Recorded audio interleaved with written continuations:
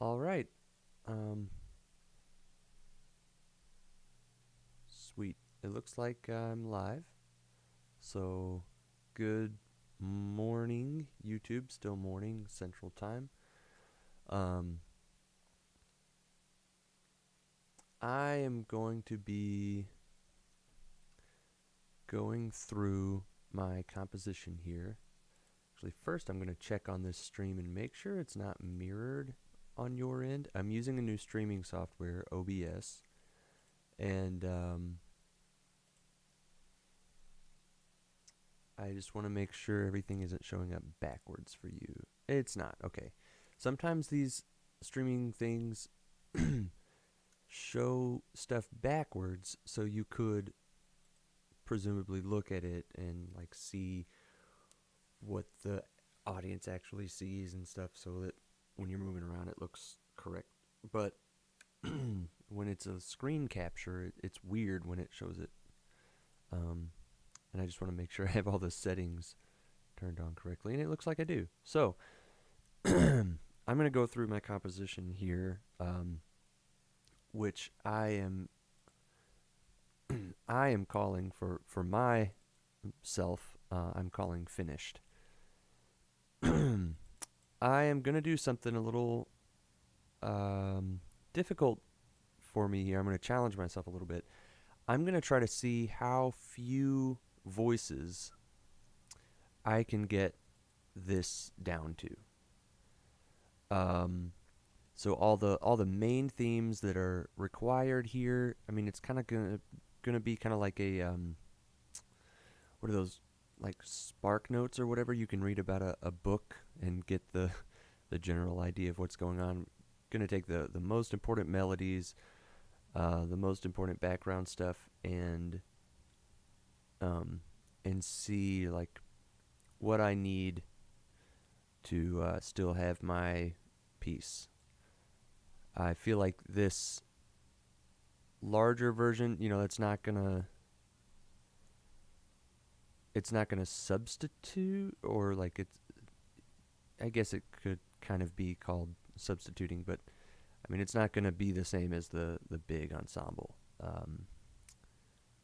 So uh, so since it is based around a military funeral service, funeral honors, I've got this firing party in here, right here actually, the firing party sequence, part of a funeral service. To be clear, that's not a part of every funeral service. So if we have a veteran that wasn't retired, or a general officer, or a Medal of Honor recipient, or who passed away while currently serving, we usually will do the most basic service is a rendition of a sounding of taps, and then the folding and presentation of the flag. So for my small group portion, actually, that really makes sense. If I don't have a bass drum and a snare drum and a triangle player, then it really makes sense for me to be able to pull out this firing party sequence for a smaller group, because that's literally what would happen for a funeral service. So that's one thing that's going to make this kind of translate easily, and it'll be like there are different versions of this out there. So that's really cool. I think that makes a lot of sense, and I like it. Kind of helps me determine what I'm going to have in here, and yeah, like different versions, as opposed to a substitution just with fewer instruments. So this version of this I can just view as more grandiose on its own, as just a characteristic of this full ensemble piece.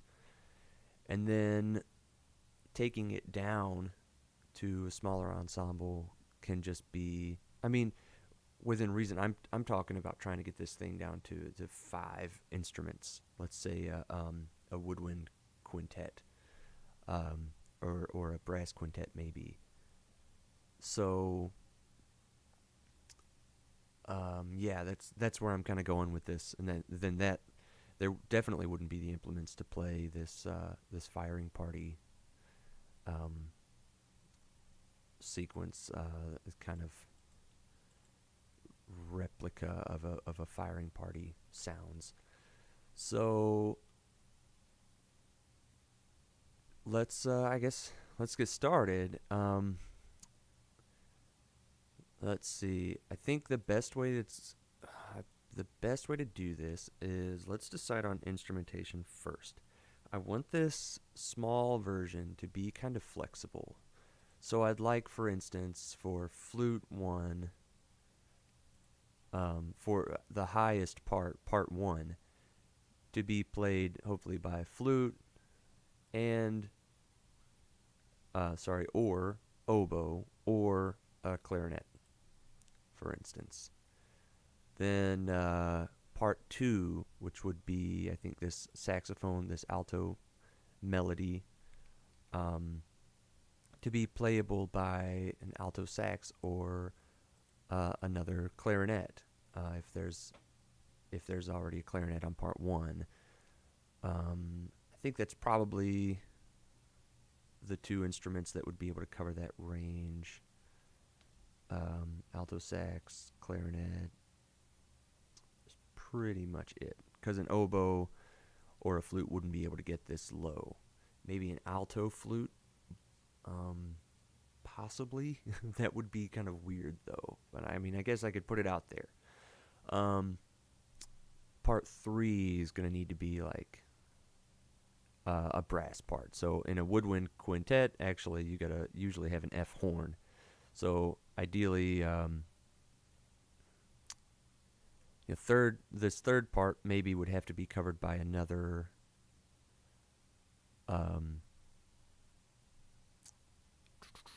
maybe like bass clarinet or something like that, and then third by F horn, and then fourth a bass clarinet or something like that, and then fifth would be I don't know, maybe another. I keep just wanting to.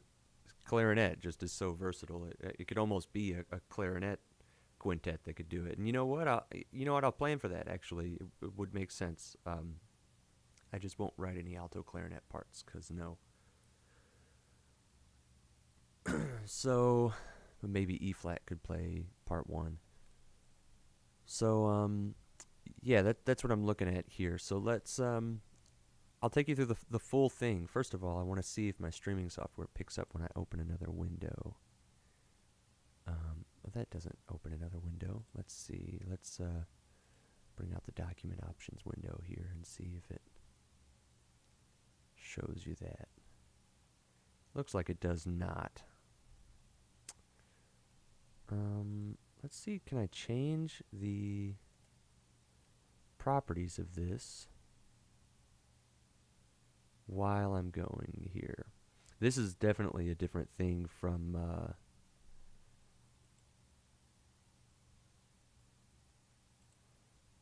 streaming straight to YouTube, where I cannot change any of these properties.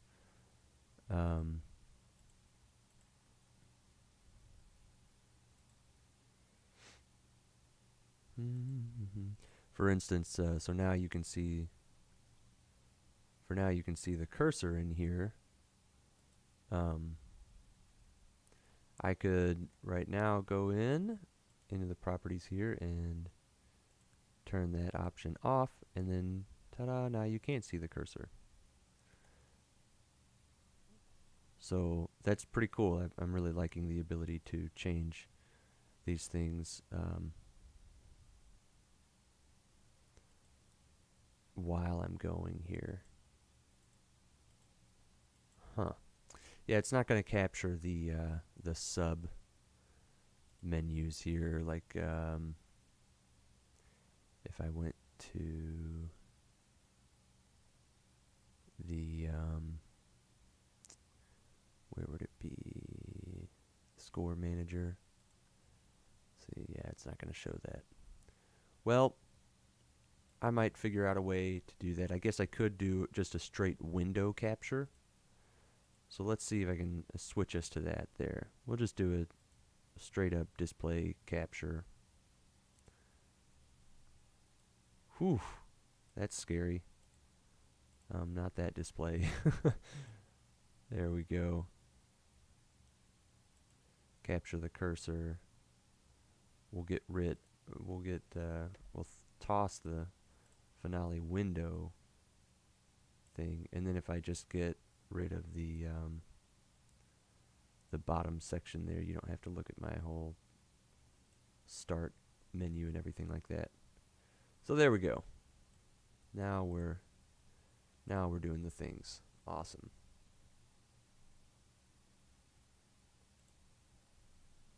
Okay, yeah, and you should be able to see everything now.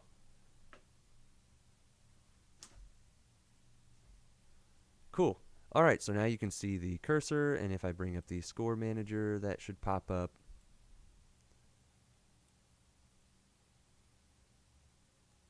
Let's make sure.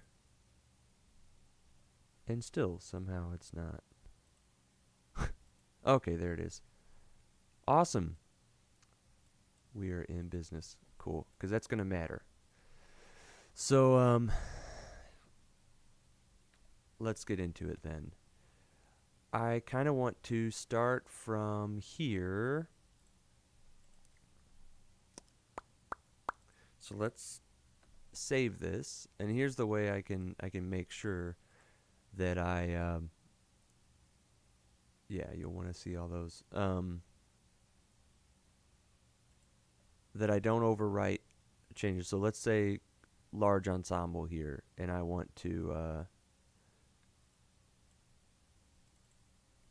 I'm going to start changing it into the small ensemble by taking this large ensemble arrangement and start like reducing it down. So let's say small ensemble, or so I could do small ensemble to mean like a 30 piece or 40 piece band, as opposed to a possibly 100 piece ensemble. And then I could save as and change it to a Gone the Sun. Let's be adventurous here and say quintet. So then I can save it as that too. So now these are all, everything I've saved, they're all copies of this right now. They're direct copies of this. And I can go into each one. So now I can close this version, and I can open up. Let's see, in fact, it puts them in this little quick menu over here, which is so helpful. So let's say I can pull out the small ensemble right now. Let's get started with small ensemble. So I want to reduce this down to, let's say, kind of a wind ensemble with one instrument per part. I should say one musician per part. So, and then we got to reduce the number of parts overall. Because even if I started right now, I've got 1, 2, 3, 4, 5, 6, 7, 8, 9, 10, 11, 12. Sorry for making you listen to me count. 3, 40, 15, 16, 17, 18, 19, 20, 21, 22, 23, 24, 25, 26, 27. Yeah, 27 parts on here. And it'd be nice if 20 musicians could play this. And let's say with a max of 2 percussionists. So and I'm talking about all 4 of these things, including vibraphone. So,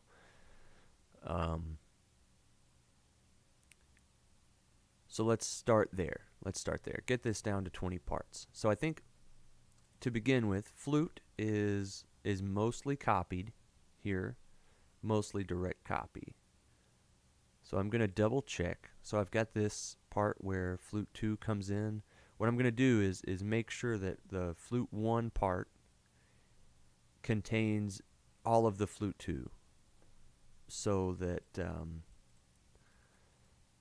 and vice versa, but it all ends up on the flute 1 part. So we've got this little division here, so I can just highlight it using shift. I'll click one end, hold shift, and then click the other end, and then if I hold control and click it right here, boom, copies it right over.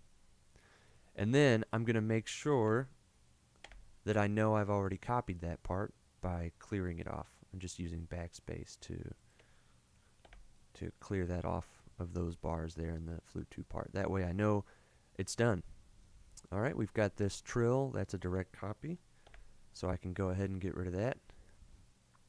Yeah, so far this is looking pretty fast because we're just in the same instrument family, or the same exact instrument, so not having to do a lot. Direct copy, direct copy. Ooh, now we've run into something here.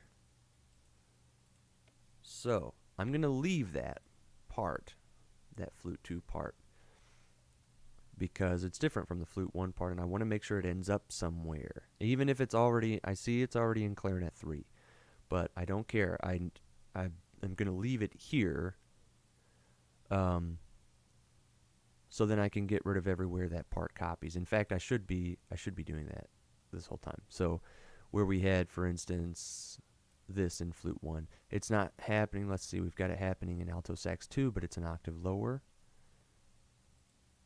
Yeah, and I'm in concert pitch, so actually it's not an octave lower. I'll go ahead and prioritize doubling that, so I'm going to leave that alone. Clarinet 1, I'm probably going to need this to end up in a flute part. I'm going to go ahead and copy it. Yeah, into the flute part. So then let's keep going here.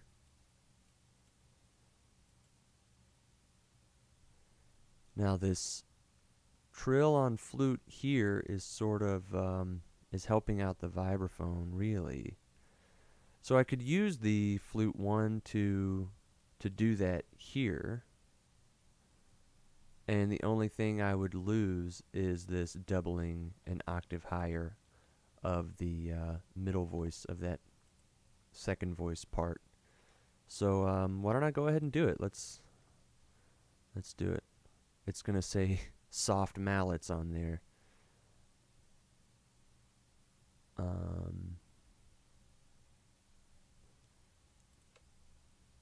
I can just get rid of that. Let's zoom in there. Solemnly is gonna have to move, I think. Yep, let's move that up there. Get rid of soft mallets and get rid of that pedal marking. Don't need that. And we can Control Alt Shift H. We can hide all those.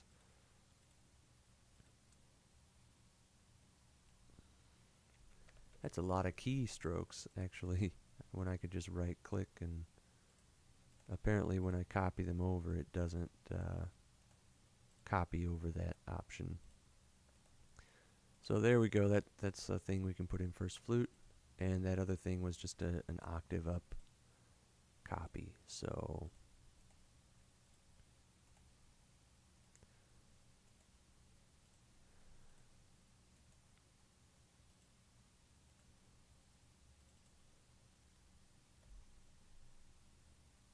ooh, why did it just reassigned all the playback sounds for some? Oh, because it was playing when I moved the pitch. So I gotta make sure that's actually a tie, not a slur. And I need to slur it. No, that's definitely the wrong thing. That's not a slur. And then, since I've got this going on, I'm just gonna, instead of having two separate ones, I'm gonna make that last out. One thing I try to make sure to do with dynamic markings like this is carry them all the way to the end of the note. If you draw a hairpin and you stop it there, I don't know, visually for me it just doesn't do the right thing. I want it to go all the way to the end of the value of that note, because I don't want this flautist to stop playing A somewhere around here, the middle of the bar. I want him or her to carry that all the way to the end and decrescendo the entire time. That's just a little thing of mine, a preference of mine. So we've got that down. Cool. So it seemed like it was going to be easy at first, but maybe not so much. So I don't have anything going on in other voices that need to go into flute. So here we go. I start getting some copies. I've got this in oboe, not even an octave change. Alto sax, I'm going to keep that double for now, especially because it goes down there. Probably want it to go down there as well.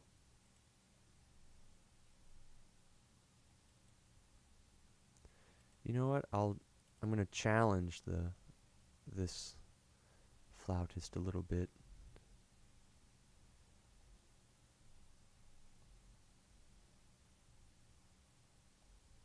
And then, that's weird. It's not playing the flute when I move those pitches.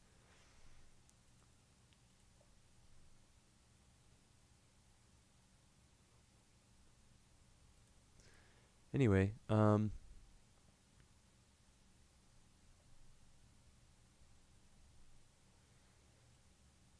there we've got that stuff. Now we've definitely got some separation between flute 1 and 2 here. Wow, it looks like it's copying clarinet 1 though. Oh, I did not mean to just do that. Looks like we're copying clarinet 1 in the flute 2 part. So that means the flute 2 part is obsolete there. Does this do the same? Yeah. Copies clarinet 3. So flute part's obsolete there. We've got it somewhere else.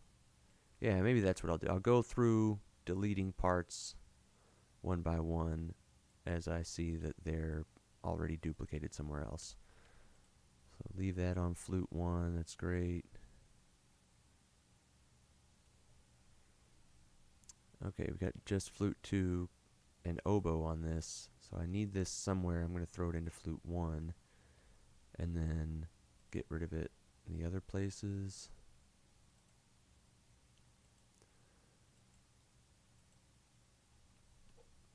And I think this is where I start having to deliberate, because the effect of these two things is that they're offset from each other. So, and in this context, that provides a different texture. But for a smaller ensemble piece,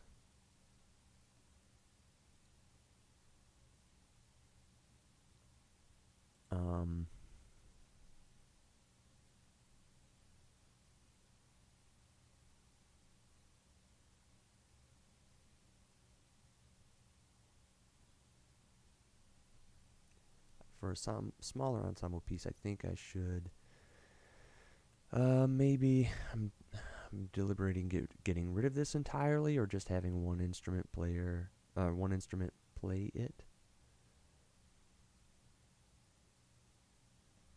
Yeah, I think I'm just going to copy this directly. And then I think I would want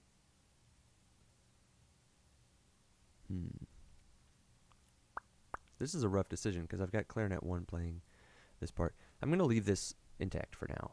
I'm going to come back to it. So here we've got some more lines that are copied. Oops, sorry about that. That are direct copies there. That's a harmony of it, so that doesn't need to go anywhere. Doubled in bassoon, I love that. I just really like bassoon. It sort of one of my favorite instruments to hear. I probably couldn't play it in a million years. Okay, so now we've got this flute part. Looks like we're on a direct copy of Flute 2 here. So that's more about number of musicians playing it than variety and what's going on. So this is cool. If I shift click the first time, it just goes to the end of the bar. If I do it again and am really precise about it, it'll go to the end of the beat that I select, and that's really cool.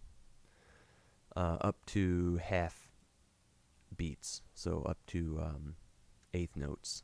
You can be selective about where exactly you're going to end that. So here's another direct copy, another direct copy. See the same thing there. I can go all the way to the end of that. I don't need to keep the rest with the fermato on it, actually, so I'm not going to worry about that because I'm just going to delete this instrument from the score after I do all this. So direct copy, let's see. Yeah, that's also straight up. Okay, I have almost successfully gotten rid of Flute 2, and that will help a lot. That'll make a lot of progress toward I should have noted in my head where this was. Oh, nice. So, Flute 1 playing this melody and then moving on to these offset eighth notes. What I would like to do is swap these, actually. So I still have this auxiliary part in Flute 2, and I can decide what to do with it later. So I'm going to Control X to cut this, and it'll hold on to that while I Control click here. And then I can get rid of that, start here, and Control V, and boom, there it is. Nice. So I can kind of decide what to do with that later. This is a direct copy. I'm going to leave that there. Wow, I'm having trouble talking. Just in case I decide to delete this little wind feature, and I don't think I would decide to get rid of it. I think I would decide that there aren't enough instruments to retain that little element, which I would be sad about because it references back to the brass section from earlier, to the like pride section, the proud section. Let's see. And then this is the actual full melody, so I'll keep that. So there we go, part 1. I think I've got kind of parsed down into the most necessary elements. I'm going to keep Flute 2 on the score, not only because I have this little stored eighth note thing, but because what if a woodwind quintet has 2 flautists, you know? So I'll copy whatever the second voice part is going to be. I'll end up copying that into Flute 2, just like I'll end up copying it into Clarinet 2, and then probably the middle voice into Clarinet 3, you know? Yeah. So I would have those 3 woodwind voices, then an F horn. I think that may have to be the thing. They may just have to have a horn player. I guess I could put that in alto sax too. So Clarinet 3, alto 1, and then horn is in alto 2. Yeah, okay. So we can still have a quintet there, and then bass clarinet can be on a maybe a baritone or something like that if that's all they have access to. I really want to make this flexible. Really want to make it playable. You know, if anybody's in circumstances where they just don't have access to all these players, I want it to be playable. So now let's section by section here. We're going to have Flute 1, or I should say voice 1 and Flute 1 and Clarinet 1, and probably oboe if a actually, you know what? I'm gonna save oboe for voice 2. So yeah, if a quintet has an oboe, it's gonna sub in for voice 2, not voice 1. Yeah. All right. So voice 2. Let's go. It's not gonna be bassoon part. Alto sax 2 would be. We're getting into the basement of what flute 2, what a second flautist would be able to do. So I'm going to save that for voice 3, which I guess means I could move it up to alto 1, but I don't want to muddy the waters there by doing stuff early and then forgetting that I did it if I have to stop and come back. So voice 2. First thing I'm thinking of is voice 2 is going to need to be able to accomplish this harmony here. So I think I'm going to need to blend what's happening with clarinet 1 here, because a lot of these notes, a lot of these different parts are set up to, for instance, clarinet 1 begins us here, starts us out here. If we start on clarinet 3, sorry, we go A, B, and then C, and now if this clarinet's just holding that B out underneath this C, and that's nice. That creates a really nice sound. But the really important part of this is that the whole thing is moving upward. So I could take each of these notes and place it into one part, and we'd still have the same motion. And then the instrument that begins this line could break off into harmony with the top voice, which is what happens here in clarinet 1 then. So that's going to be a little bit more work. So I could call all of this voice 2 while voice 3 has the melody. So let's do it. First off, voice 2 is going to be clarinet 2, not clarinet 1, because clarinet 1 is going to be reserved for being voice 1. So, this is going to get difficult really quickly. I should have thought this through a little more. So, I'm going to put all this voice 2 stuff in clarinet 2. So, I'm going to copy this. Now, this is cool. I can do this and only select the first half of that note. Boom. Look at that. Isn't that nice? And then I can double click that hairpin to bring up the tool that I want. Zoom in so I can be a little more. That's not the right thing. I want the hairpin. There we go.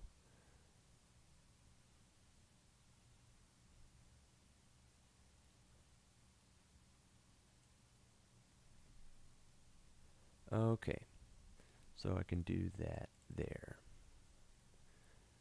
Now, this is a little scary because this is where clarinet 2 breaks off and there's some true harmony going on there. Yep, there's some real harmony going on. A sixth relationship. Man, I couldn't say that word for a second. Relationship there to the melody line. So then really that means this part is the important stuff.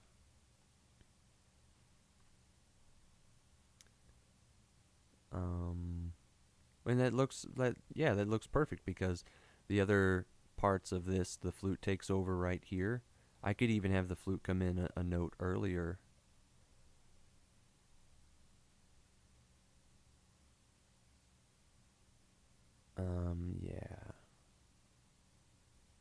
Yeah, I'll do that. I'm gonna have the flute come in a beat sooner, and then that's gonna I think that'll blend really nicely. So voice 1 will come in right on beat 2 there. I can drag the all of these expression marks and make that work out. So yeah, I've got, oh wow, I could have just direct copied that from oboe. I'm gonna get rid of that now because it does have a direct copy out there. Clarinet 1, ooh, so we do have this other harmony going on here.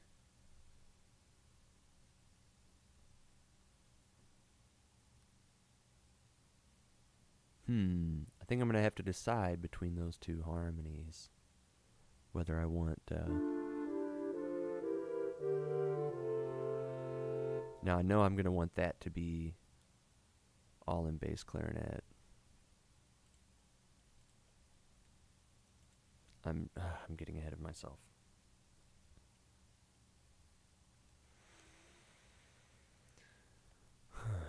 Well, might as well go ahead and do it. I feel like Finale just kind of decided to quit on me for a second there. Okay. I may have to decide on which of these harmonies to keep. Because do I have enough voices? Well, I'm not using voice 4. I could bring voice 4 into this. In fact, all of this melody could be on voice 4 on horn.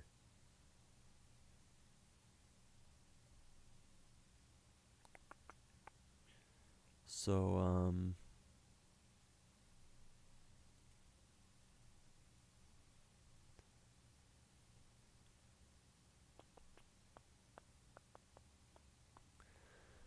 let's see. We've got this fourth relationship down from the melody that turns into sixth relationship when the melody skips up a third here. That's really nice. And then we've got this continuous sixth relationship. You know what, I'm going to, this one is weird, this harmony here, because it's lower and then it becomes unison with the melody voice for a second, and then it changes direction and becomes harmony again. And I think with just two exposed instruments without anything else going on, you know, this being buried down here helps hide that little bit of awkwardness. I think with the instruments just exposed out, it would not be as well hidden. So I'm going to need to copy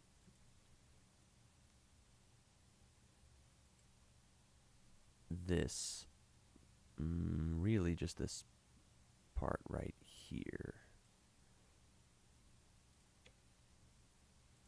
And unfortunately, once you edit something under a big slur like this, it's going to get rid of that because it doesn't know, well, now what do you want slurred?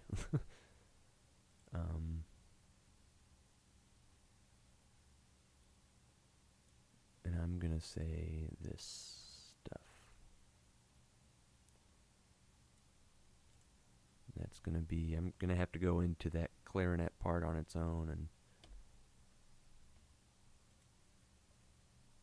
yeah, so now we've got this F covered by the flute.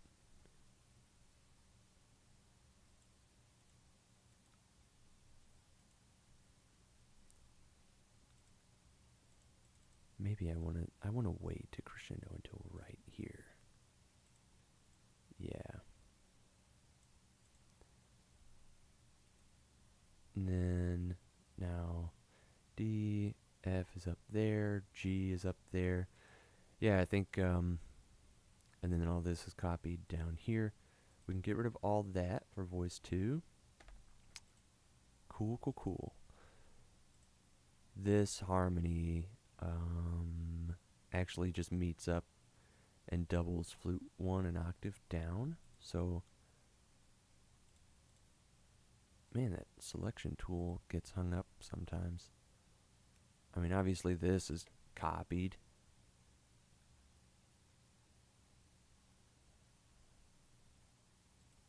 This is great because this bridges these two voices. But I'm hoping that this D being held out right here splits, the effect is that it splits off into this C and this F. They kind of like come out of that line here. So don't really need this. Now this harmony right here, it just turns into octave unison. Okay, so I'm going to get rid of that too. And now I think I've parsed this down to the 3 voices that really matter. Let's hear it.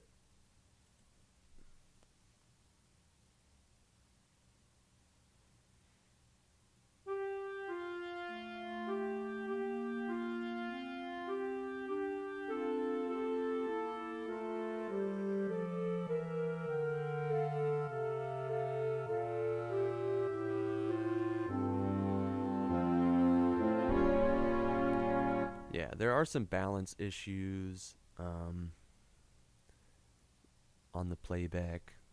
I don't think we're going to have a vibraphonist for that. Let's get rid of that. There are some balance issues in the playback, but for instance, bass clarinet was supposed to be a mezzo piano. I think it was the loudest thing happening.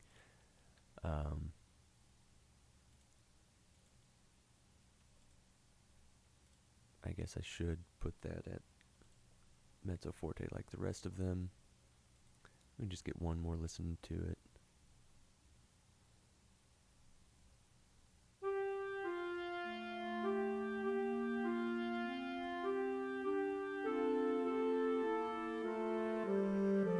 I think it's because I have that coming in. Oh, not that quiet. There we go. I wonder if these assignments are like messed up on here. Nope.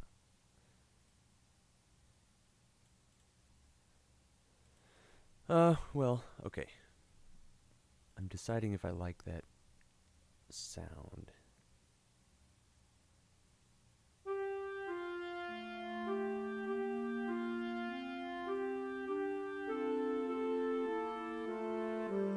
I think I need to wait one more quarter note for that to happen.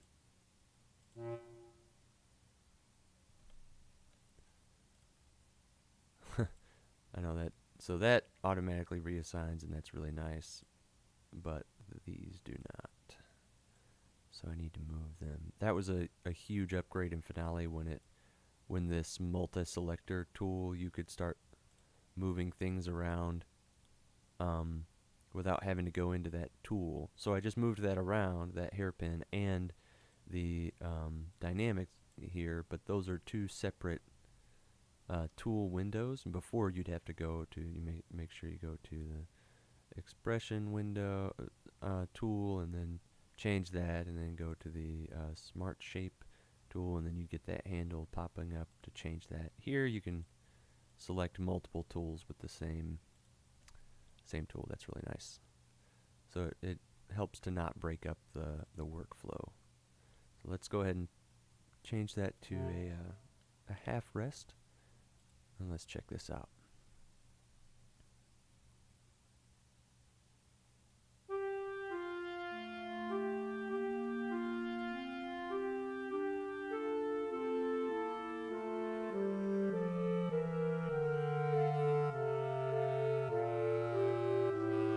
Dang, that bass clarinet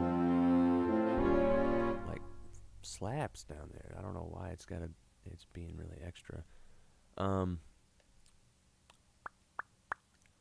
like the G, C, A. I think that's a cool relationship, and I don't think I need the F in there in voice. I guess that could be voice 2, and this could actually be in voice 3.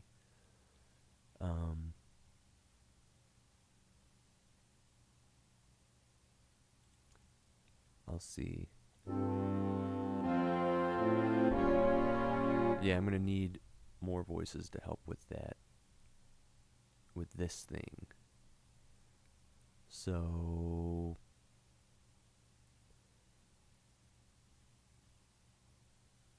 I'm gonna keep this. Actually, this is a unison, isn't it? And I'm gonna get rid of that. Okay, boom, that's done. Whew, man, this stuff is. These are some difficult decisions to make. I really want to say like everything is integral to this, but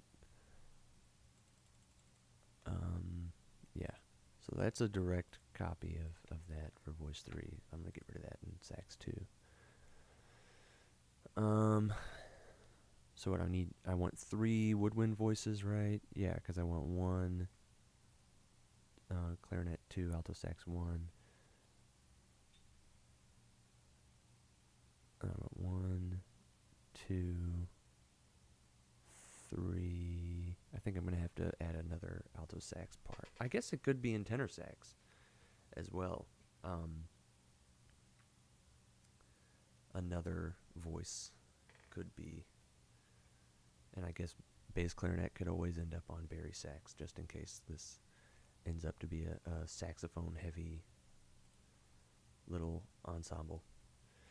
All right, well, let's move on because voice 2 is covered right here. We're good to go. I'm not worried about this part to our left here quite yet. I'm going to come back to that. I wanted to get these big texture parts done. So here, decision to make.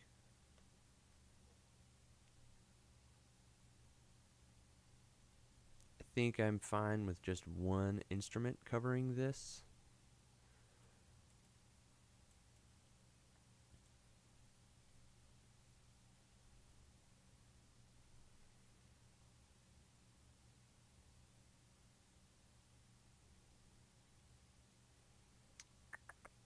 Yeah, yes, I am. Yeah. So I'm going to bring that down to voice 2. But voice 2 needs to do that thing.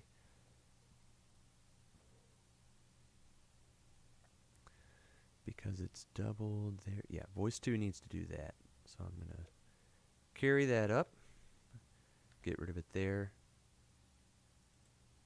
And then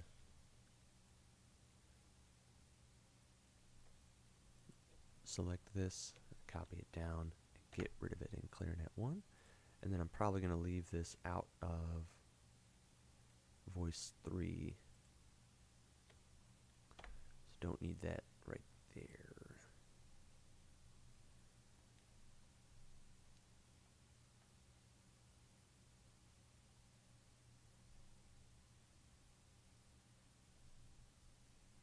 Okay. So there's that. I think the triangle fold section is going to be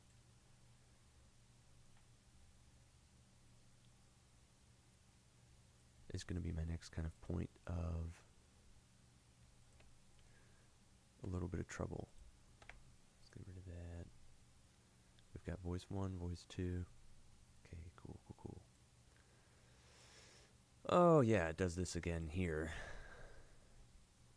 Now this version of this is much clearer, I think, and that is intentional. So this is a direct copy of voice 1.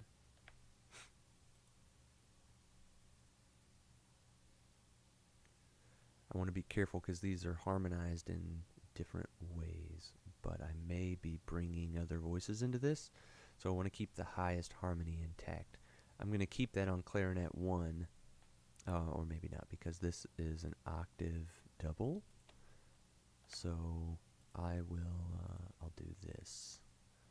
Move all this down apart.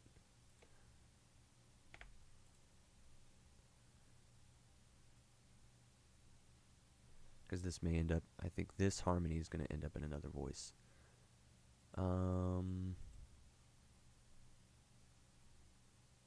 Whew. Okay, this so far copies. cut that out, and then it breaks away here, but it starts copying here. Oh man, that's weird.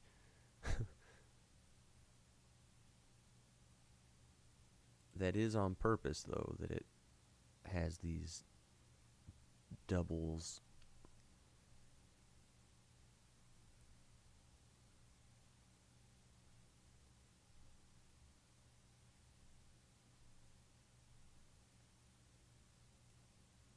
Huh. Sorry, a lot of times when I get close to these things, I start thinking about how they sound in the big picture, and it's just crazy. All right, so there goes the firing party. Done. And then we would just go straight into taps from there. This is going to be an interesting.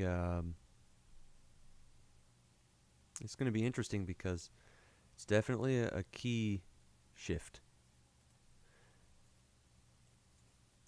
And I guess for some of this, I didn't think about this, and I should have. I guess I'm asking my flautist here to be able to circular breathe.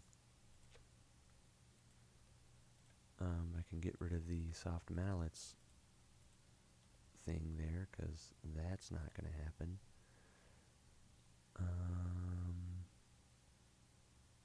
Let's remove the manual adjustments. Okay. And then relink in all the parts. There we go. That's just some stuff. If you know what it does in Finale, you know what it does in Finale. Other than that, like, you don't need to worry about it. It's just changing how it shows up in the, if I go to the flute part separately, where that expression shows up on the on that page of music for only the flute.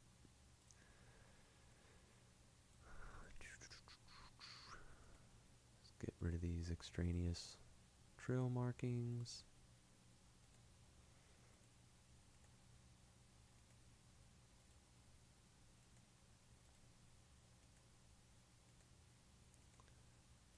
And I can draw the with this shape tool. Where is it? I think it's this one.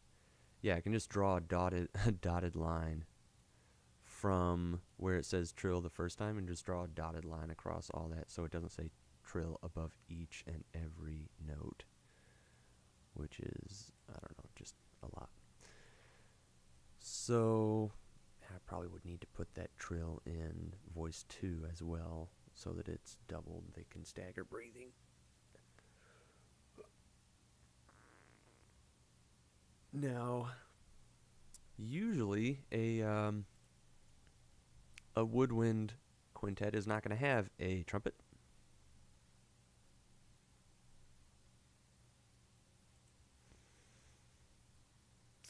I'm going to change a little bit of this. I should do this on the big score.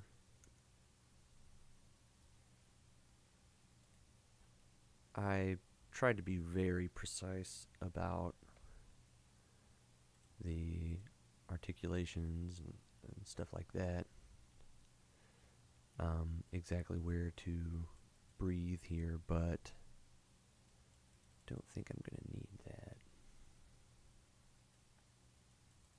And here, I feel like here for this long pitch, I should just write like last as long as you can. Whenever you stop, just don't try to creep back in. Just end it right there and let the other instruments finish it out. But that's a lot of words to put on a part. So taps is going to have to sound from somewhere. I'm going to leave this trumpet part in because if a woodwind quintet can bring a bugler along to perform this, I mean, that would be cool. It'd be kind of an easy payday for the bugler just to show up and play to sound one call, and then leave. But, you know, when a bugler gets assigned to do a funeral service, that's what he or she does. So, I mean, why would this be any different of a day? So I just want to leave that option in there for trumpet one to be able to, or for a trumpeter to be able to come in and do this. So that option stays. As far as now, voice 2. All of this is being doubled. So I'm going to take all of that out, and I'm going to leave this harmony stuff in voice 2. These moving lines, I should say. Done. That was an easy one. How about this? So do I want this to stay copied an octave down? I think the top octave really, I mean, you can see which one I prefer there. They're marked. So I guess I made that easy for myself. Let's drop the top octave. It's really just to fill out the texture. Yeah, and then everything drops down here anyway. Boom. Decision pre-made. I like it. Now we're looking at copying the first voice here. So I want to keep this going on.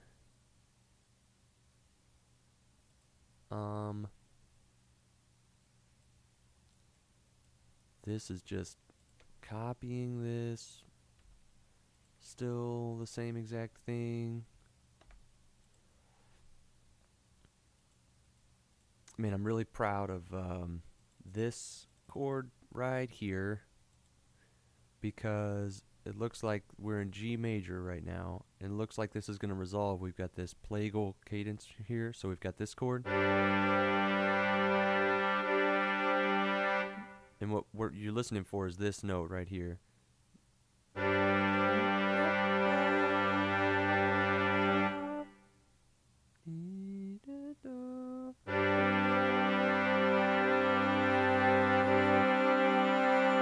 And what you're waiting for is that to resolve and go da da, and then the chord resolves, but it don't.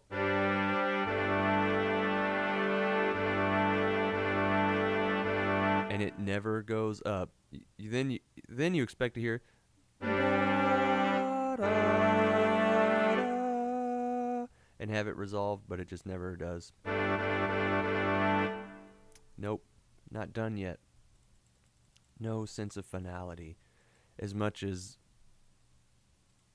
funerals seem to project that, like, okay, this person's going into the ground or into the columbarium or whatever, like, it's done. It's not. There's still stuff left over. It never goes away. So then the piece is not done. Also, there's more going on. So yeah, I don't know. I'm just really proud of that, like, non-granted finality right there. Got to decide where to put this at some point. This is definitely a different voice. Looks like alto sax 1 has it covered. So that would be, well, maybe voice 2. Alto 2 would be voice 3, but somebody has it covered. And it's just a direct, looks like note for note double there. So I'm going to take the oboe off of that, clear out. What I'm really trying to do is clear out this whole top section here. That copies flute 1, which, I mean, it is going to be voice 1. It's going to be a copy of it. So eventually I'll bring that back down there, but I don't want to do that right now. Got this little thing in oboe. Anyway, these are direct copy. So it looks like clarinet here is really playing its own thing. And then this is a different, these two bars are like a whole different thing. These two bars are an entirely different thing. You know, it really is crazy there for a minute. We've got like little 2-bar things, and then boom, boom, boom, or boom, boom, boom, boom. There we go. Right here. dum dee. Whatever it actually is. You get it.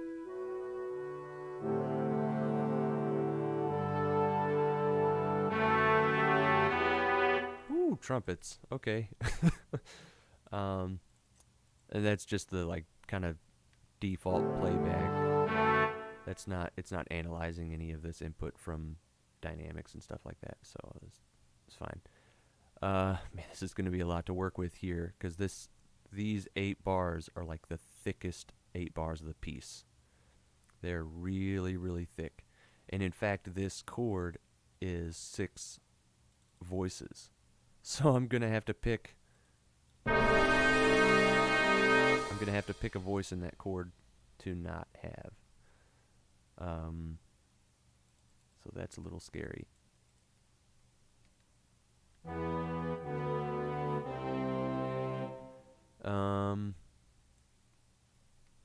So this looks doubled here. Let's make sure we don't get rid of stuff we don't mean to. And then clarinet 2 is going to be able to take that away.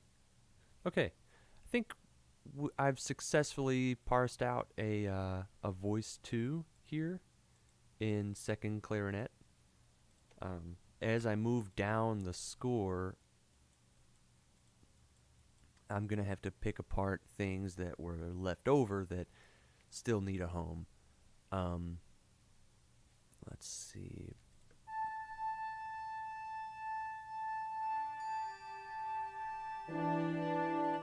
I may leave off this high note thing.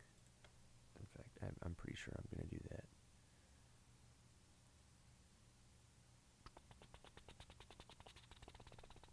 Yeah, I'll have to make some more decisions once I start putting things into different parts, because now that I'm done with voice 2, I mean, I've still got like this left over, so I may decide to move a voice 2 thing down into voice 3, or I may look at voice 3 and decide I need to move something from voice 3 up into voice 2, and then the voice 2 thing up into voice 1 when voice 1 wasn't doing anything.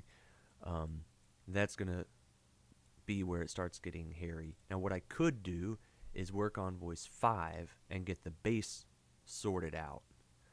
And then that'll maybe like close in, kind of narrow my options a little better. So let's do that. Let's put down a bass voice here. I'm gonna make that bass voice bass clarinet to start, because I think that's going to be the most common bass voice that's available to a quintet, for instance, a woodwind quintet. So we've got bassoon on here. I can just copy that straight up. In fact, if you watched some videos from before, a lot of what I did to make the bassoon part was just copy the bass clarinet part down to bassoon. And by that I just mean like it's lower on the literal page here, just down one staff to bassoon, and then done. There's a bassoon part. You know, I was making a tonal choice there of whether I wanted a bassoon sound or a bass clarinet sound in a specific part. So a lot of this may be pretty easy. Now we've got tuba pretty far down in the basement there, and so it's making me think, yeah, bass clarinet could be down there. Let's do it. Let's push the right button to do it. So I think 7 is going to get us, nope, 8 is going to get us an octave down. There we go. Control 8 does that for you. Oh man, yeah, that does. Not every bass clarinet's going to have a low C. Right, yeah, because I think some bass clarinets extend down to like low D or something like that. So maybe let's leave it kind of, let's leave it up here. That's the number 9. Oh, you don't have to hold control while you do that. I could just make this one part an octave up.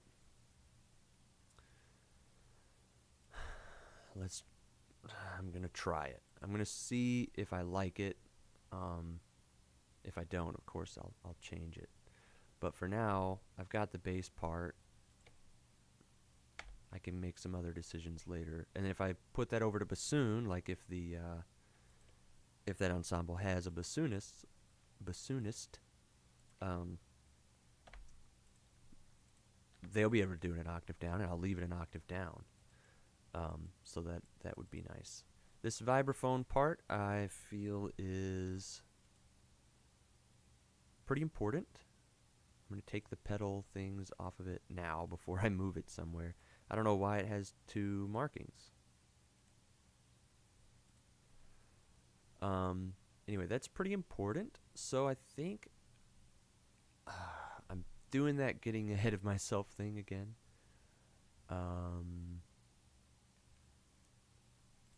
Clarinet 3 doesn't actually need to be doing this here.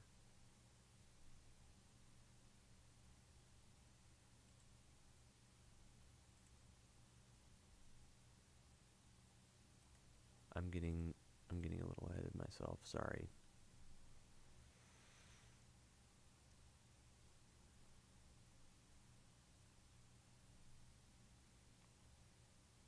This is just saving me time down the road at this point. Sometimes I work horizontally, and by that I mean I stay on clarinet 2 part and I just scan clarinet 2 all the way.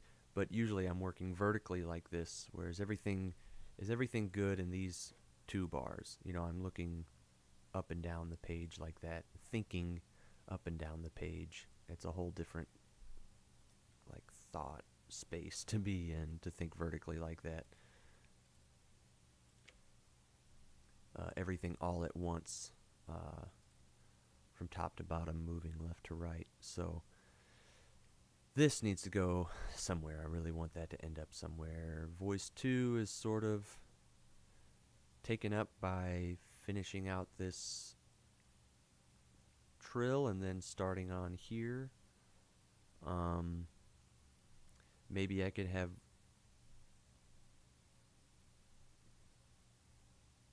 voice 1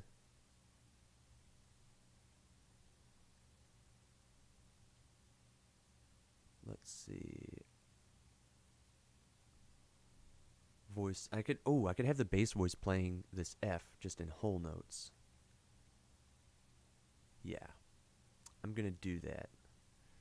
Just these whole note Fs that decay.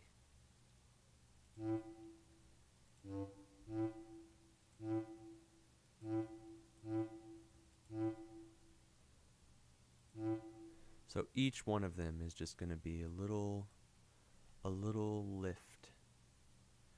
I'll start us out with a dynamic marking here to go off of.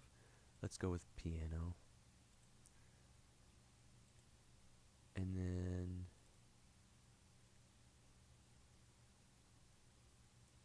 And then I can do this cool thing where I grab this, double click on this note instead of using a shortcut, and then I can go in here. Let's see.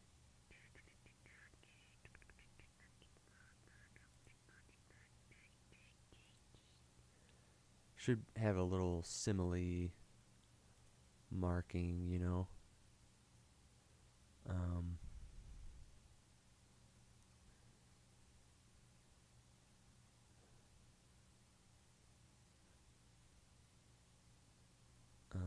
Let's see. Yeah, I don't think that's gonna happen.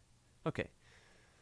So yeah, I'll use a, would we call this a technique text? No, I think we'd call it an expressive text. So what I'm going to do is duplicate this diminuendo here, and I'm just going to edit. I only have to change one letter, actually. I did not intend for it to be that easy.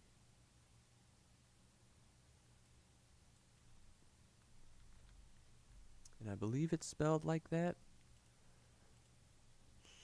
We'll see. We'll see what happens. I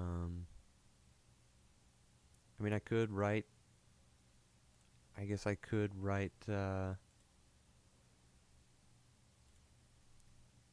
could put this piano with the decrescendo on every single one.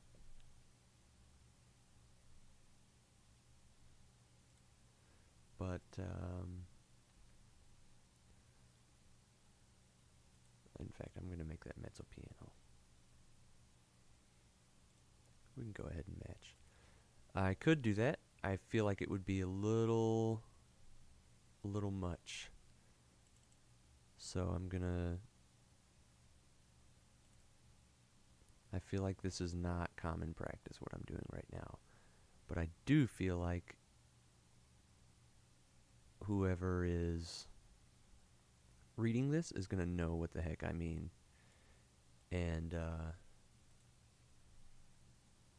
so they're gonna do this mezzo piano decrescendo, like how I automatically did that with my voice as I was talking about it, and then they're gonna do that for these next several measures, and then it ends right here when the dotted line ends.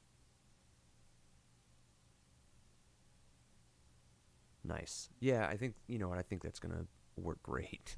I don't know what I'm worried about. Somebody's gonna read that, and I think they're gonna copy this first measure for each one of these. If you think that's not gonna happen, just drop me a comment really quickly and let me know, like, hey dummy, put that on every one. You're asking for misinterpretation there.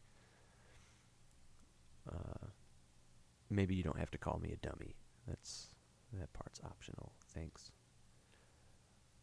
Voice 4, then I think I'd like voice 4 to take over the top note of that.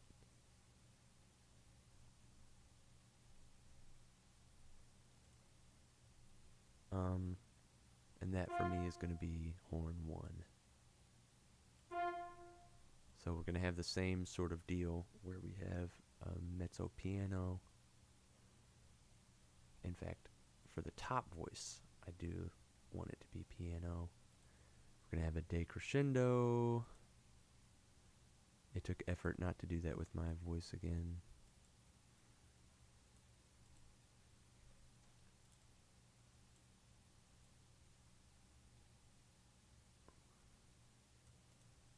Yeah, that looks nice.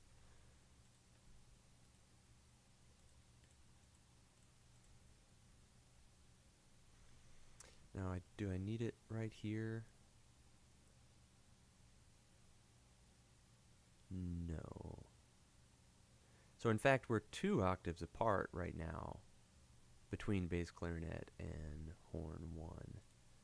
So I could feasibly drop this down an octave, and I know a horn could do it. Horns can get very low, but it starts to be unreasonable at a certain point. So I'll leave it up here with the 2 octave difference. I may decide to take bass clarinet up 1 octave, but I know that F is a real, I don't know, I can do it. Yeah, I'm gonna do it. It's a kind of throaty sound, but you do have the the thumb key down, and so I think it's not as open as like a G, for instance. So I think that part will be fine.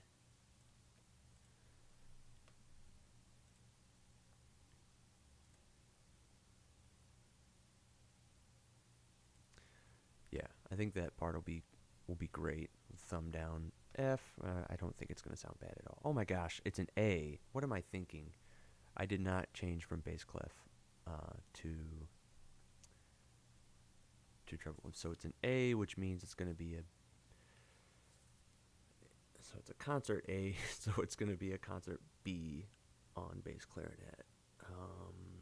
So I changed my mind. I am going to drop it down. In fact, let's just hit Control Z until I get it back down there. There we go. Whew, and I'm really glad I caught that. So that's a concert A, which means it's going to be a concert B flat, which would definitely be that throaty sound in the middle of a clarinet in the throat register. So, nope. Let's go with B flat down the octave.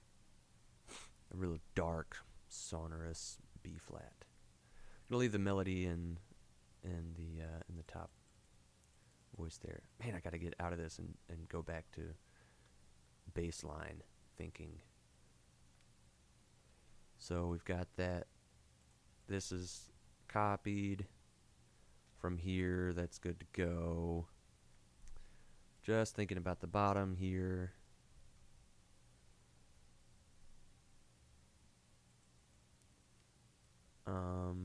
We can grab 2 of these. Do I really need to have that happen?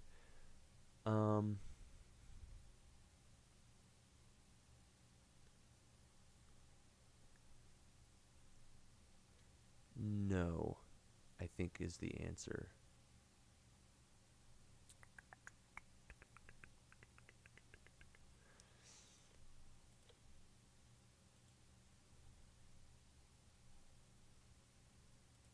Now in that case, actually, that right there may make the case for this needing to be an octave up.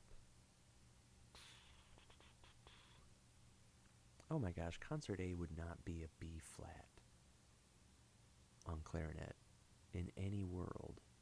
It's, what am I thinking? It's a concert A natural. It's going to be a B natural.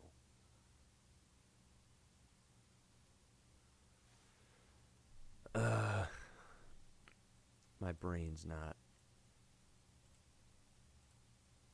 working correctly. I am going to take that back up the octave. I think that's where it needs to be.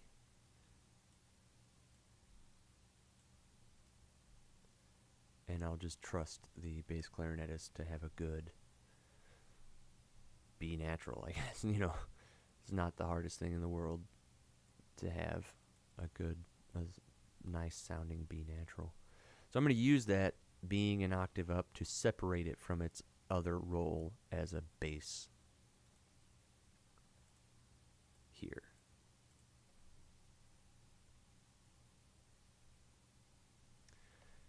And then, but I am going to, we're going to drop this down to piano just for these 2 times. All right. Wow. Already an hour in and some change.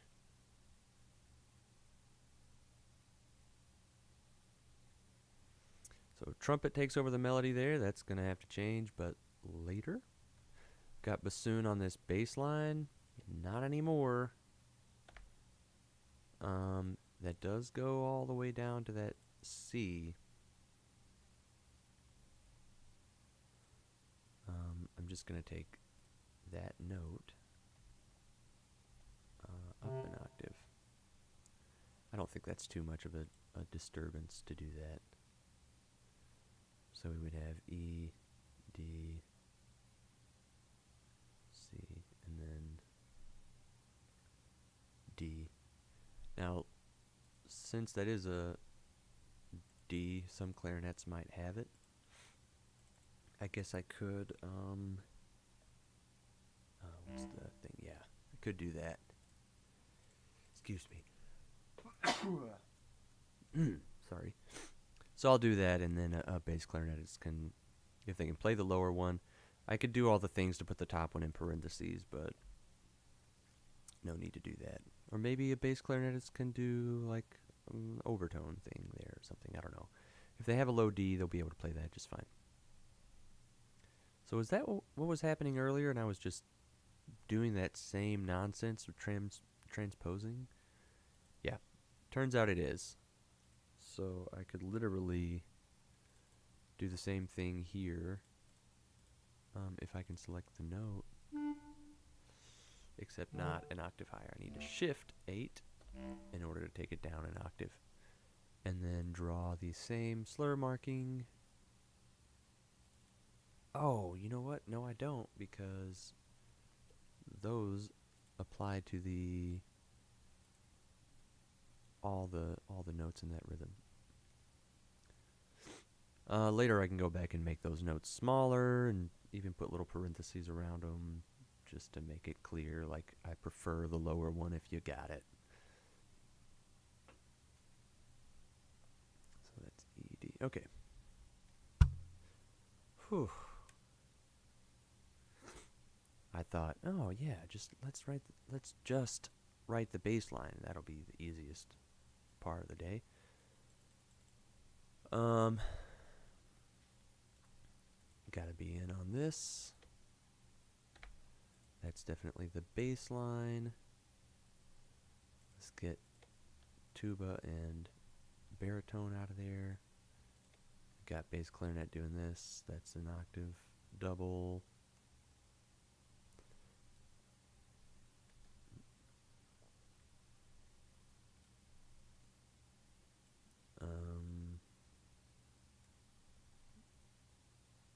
This is covered now.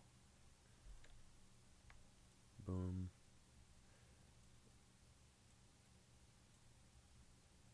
All right. We're getting closer to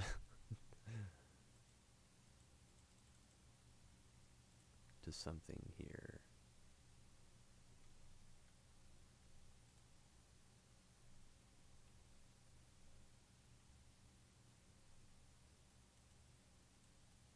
Let's just keep working on bass voice. It sucks that bass clarinet's all the way up here and the rest of my bass voices are down here. So I'm just going to have to take this whole thing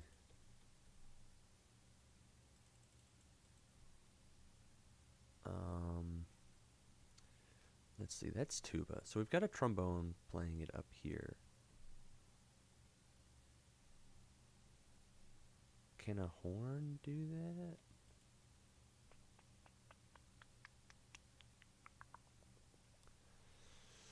Well, either way,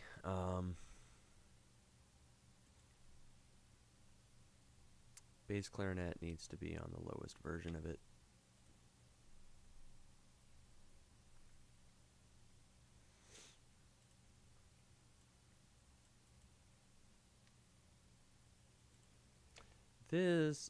That's a little optional thing.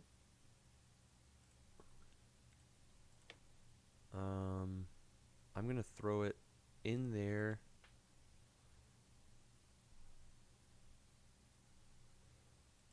And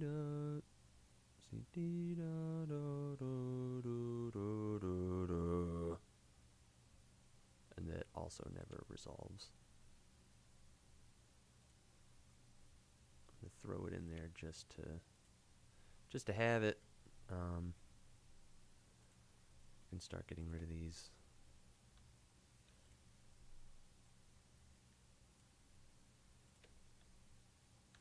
parts that are doubling it. Yeah, this is going to be hard to write for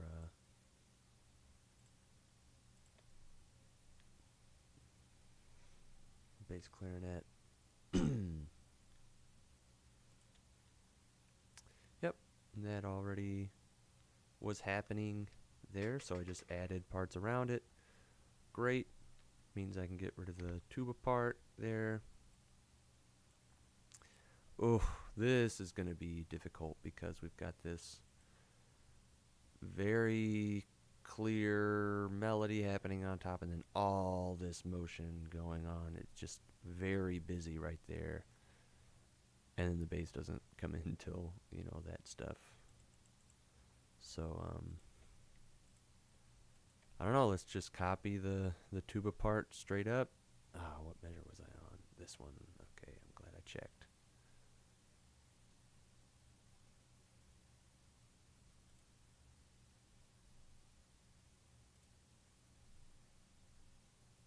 Okay, that's a solid change, down an octave, no problem there.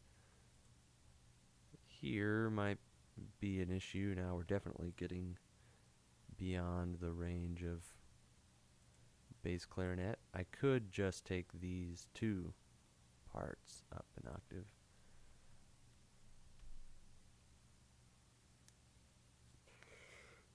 I'll leave it like that and make that decision later.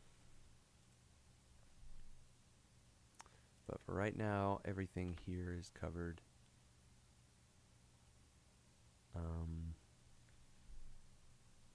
This is doubling voice 1 and don't have a timpani.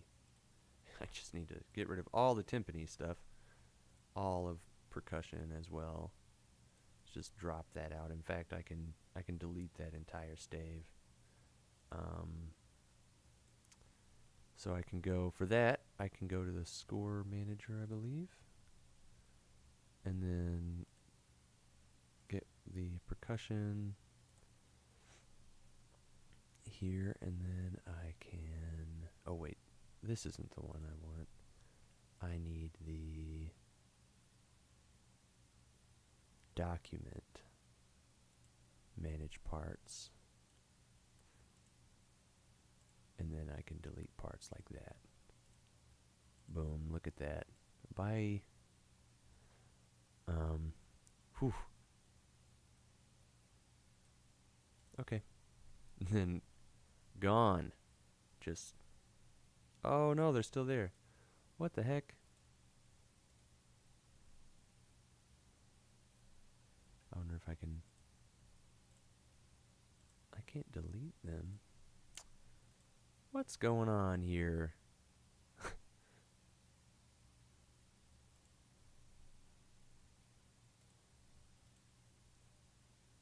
Manage parts. Okay. Okay.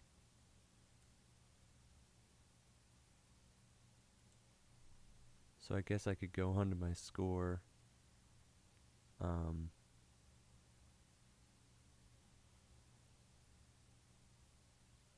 Yeah, it doesn't even show those, but they're still showing up on my score. I guess I would have to like redraw the score. And I know that's an option in here somewhere, but I don't want to take up your time doing that, so I'm not going to do it. All right, well, for now, we're still going to see percussion, vibraphone, all that stuff. Now, where is my bass clarinet part? This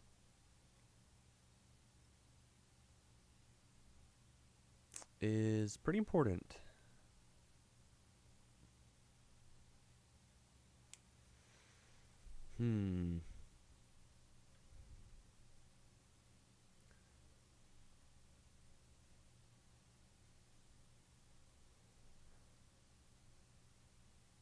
But I don't think these pickup notes, I think I can like lose those. I think that'll be okay to lose those. I'm gonna get rid of all these kind of extraneous things going on. Yeah, and we can just have this line come out of somewhere here. I think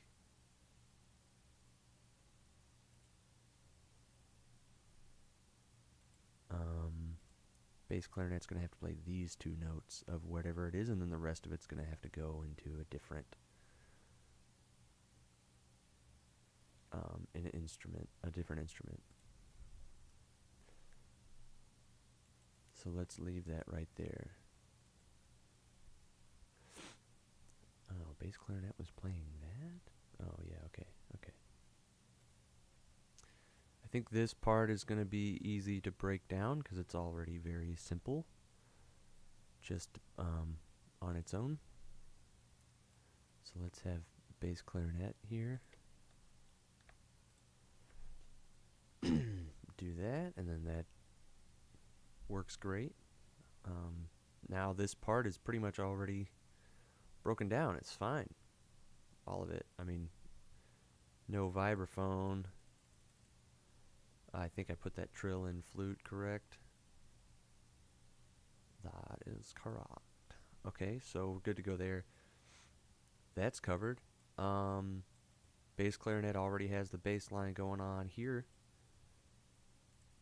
Clarinet 3 doesn't need to double that. Bass clarinet doesn't really need the help.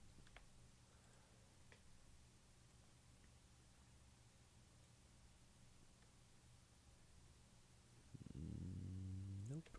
Okay. Yeah, I think those are octave doubles. So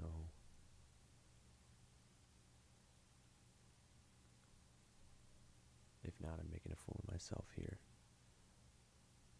Oh, because that's up in, yeah. Yep, octave doubles. Okay. So, don't need that.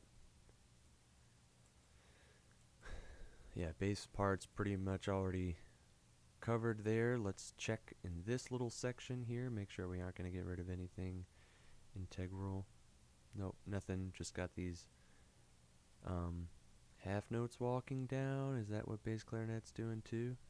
Ooh, it is definitely not.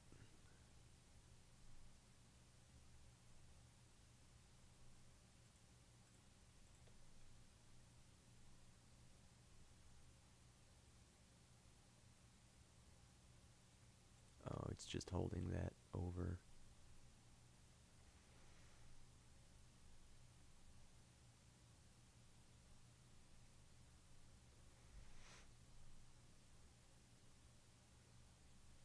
And then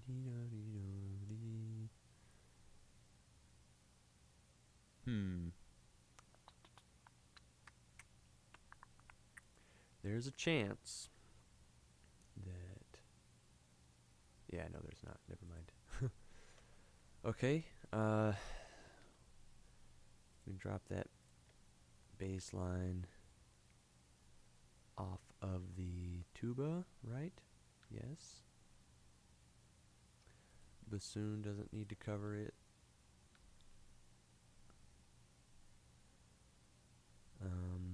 Okay, nobody else is duplicating that, so I'm just gonna have to stay with staying out of the way of the bass line there. Let's copy this up from tuba.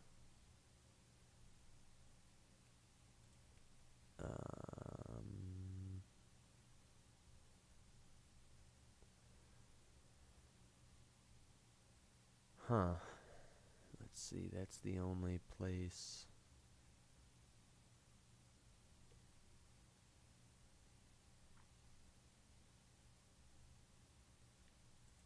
I'm going to listen to this part actually because I want to get a feel for if that bass part is actually just kind of extraneous. Like, it's adding a little bit, yes, in the large ensemble, but if I can leave it out for this quintet.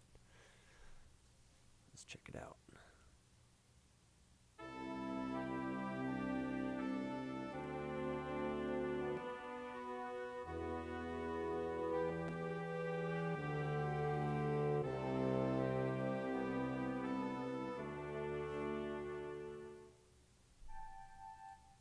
Okay,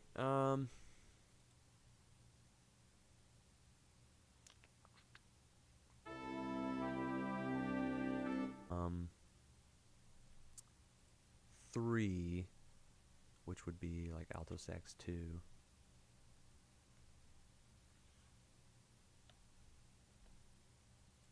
Then 4, which is just, I don't know about it.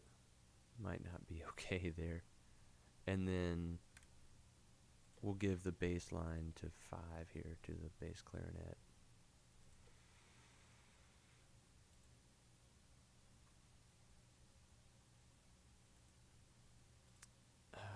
Yeah, that's another risky one.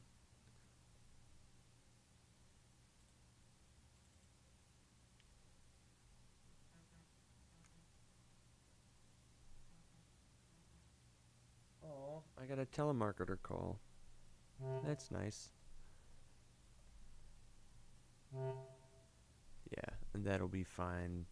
I don't think either of these will be offensive octave skips. So let's take that out of bassoon here. And it's, so you've seen already when I have like this note, finale's like, that might be out of the range of bass clarinet. It's not drawing it like that on French horn, on F horn. But if I drop it, yeah, there we go. There's the basement for horn. So yeah, actually I should have taken note of where that ended before I did anything else. Okay. All right. So that is in the realm of F horn.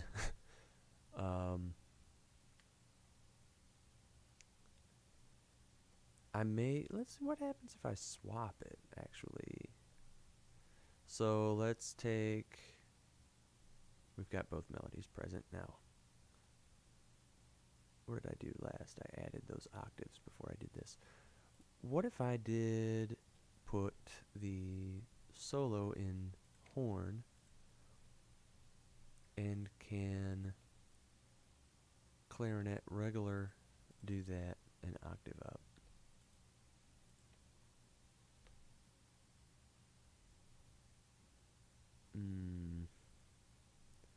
No. So it's just not going to be the same. Okay.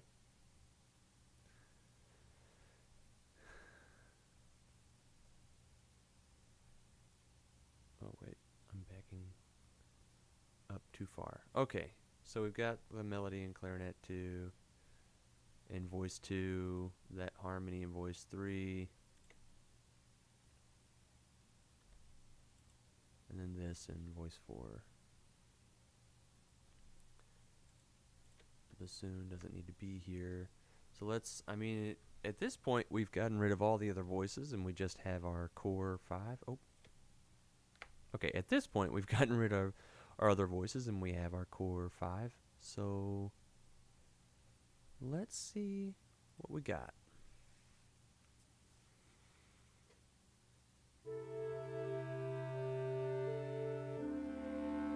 I think that's perfectly fine jump.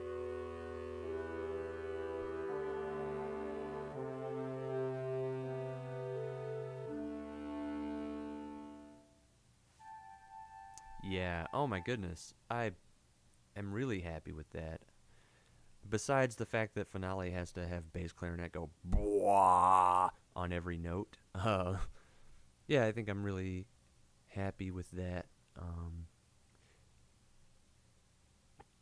If bass clarinet does have to take this up the octave, then we've got it doubling with this voice, but I really find that to be perfectly fine.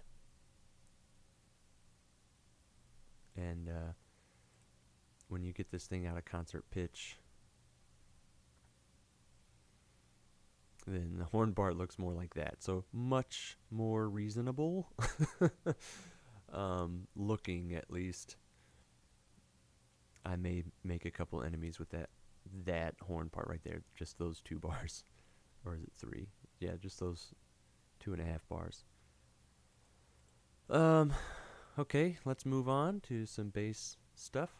I don't think it's going to be difficult here. Once we get to here, we're pretty much,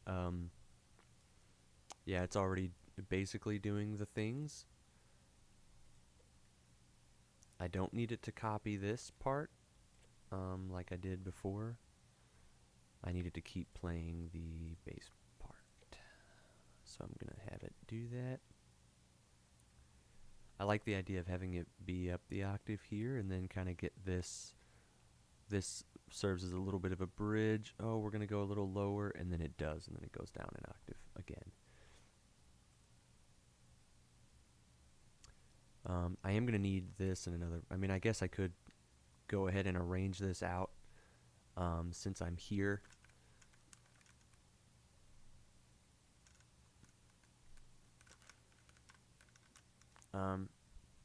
I could use flute as another just trill voice here, I guess. I feel like I'm gonna make an enemy out of a flautist.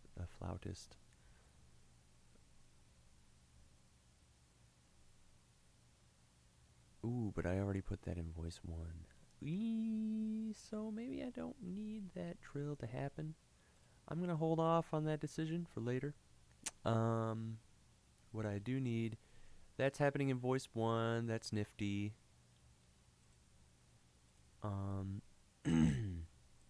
we've got bass voice 5, and then it looks like we just have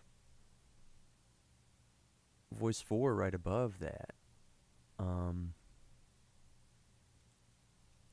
Who was playing the solo here? That was voice 2, wasn't it? So that needs to be in.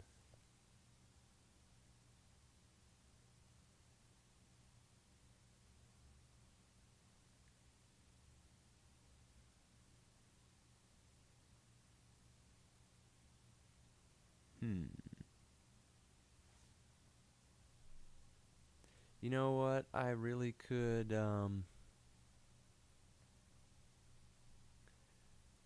I could take the voice up an octave. I could take this up an octave and put it in flute.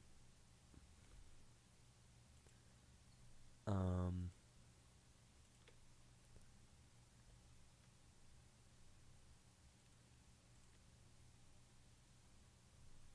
Now I'm starting to get a little more, less mechanical and a little more creative about this.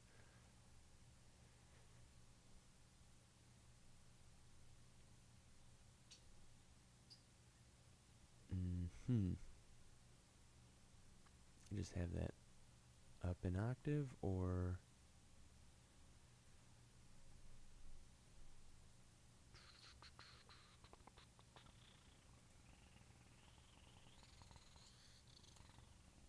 put that in voice 2 instead? No, let's leave it in voice 3. Have this up the octave. Uh, let's see how it sounds. I think I'm gonna like it. Dang, bass clarinet.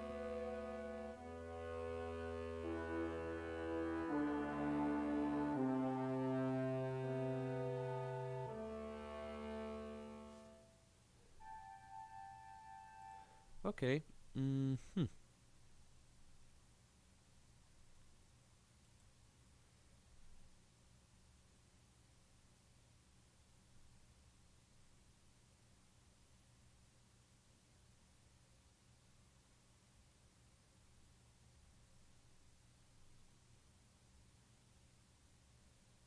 Mm.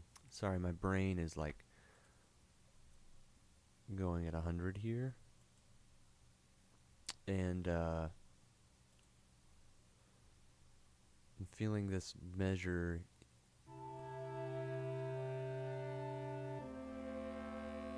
Okay, jeez, that bass clarinet is just so crazy. Let's make this mezzo piano. Give the flat. In fact, I mean, it could be mezzo forte probably. I may just need to go into the mixer and turn the freaking bass clarinet down.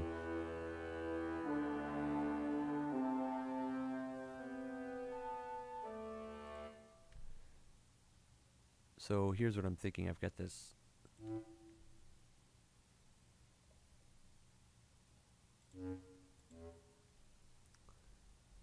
exposed measure here.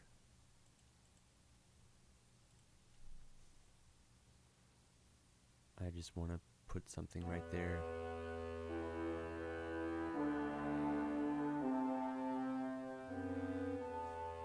Not that. Not that.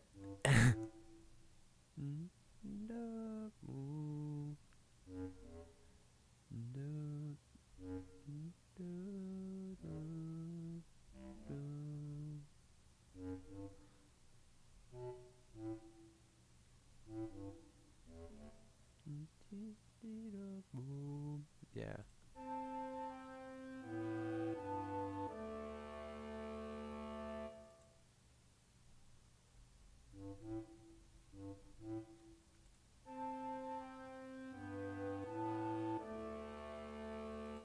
Well, now we're just playing unison with the flute there.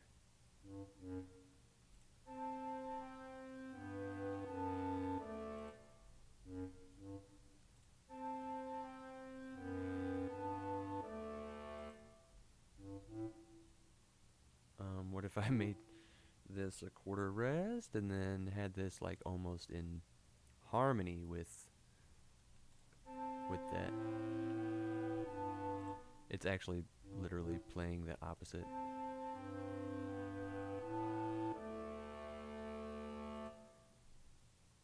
What if we just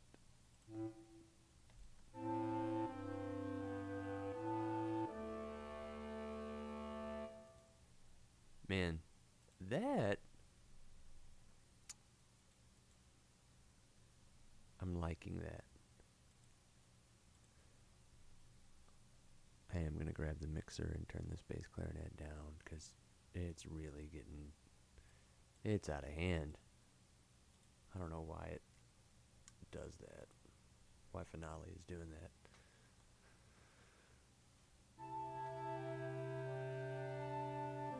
That's much more manageable.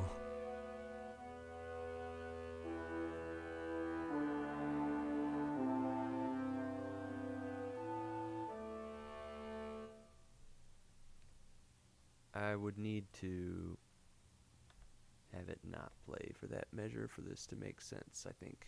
Make musical sense. Let's see.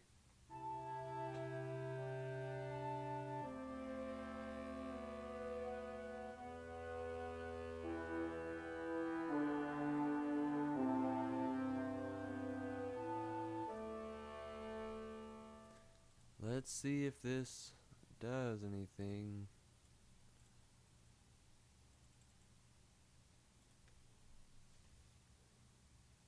I may need to take it an octave up.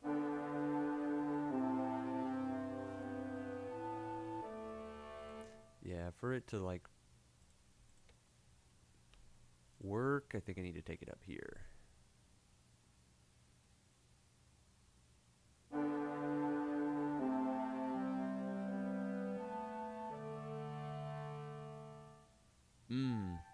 Yeah, it really changes the texture of that moment. That's pretty nice. I like it. Let's go.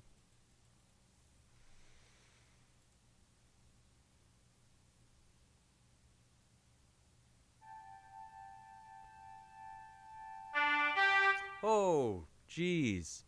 There's trumpet. Found it. Wow. Okay. That was in my face. Let's take that up an octave in flute. Oh, did I just get rid of that pickup note? Yes, I did. Gotta make sure I don't copy more than I need to. There we go. Now we're in the right place.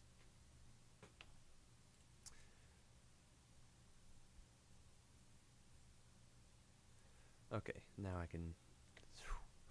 Jeez, that was like an assault to my ears right there. So we got bass clarinet on this bass note.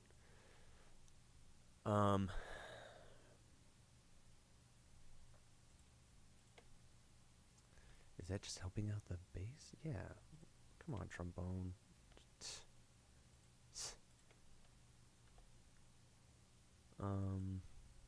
All right, we're getting closer to a quintet here. Closer, closer, closer. I'm liking it. It's really nice. Now we've got bass, we've got 5, and voice 4.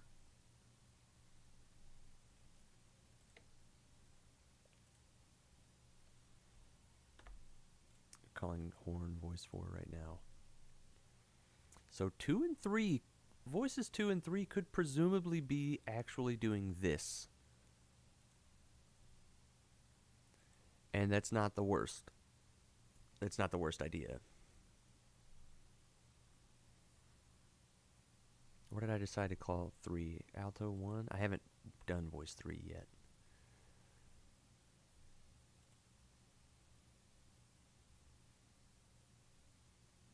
I think typically voice 2 would be oboe and voice 3 would be B flat clarinet. So I'll probably move toward that. Actually, I should have put that on instead of clarinet 2. I should have put it in oboe. I think that's a more. I mean, the classical woodwind quintet. I think that's an actual representation. Like that's the instrumentation. I believe it's flute, oboe, clarinet, horn, and bass clarinet, or a bassoon. Sorry. Yeah. So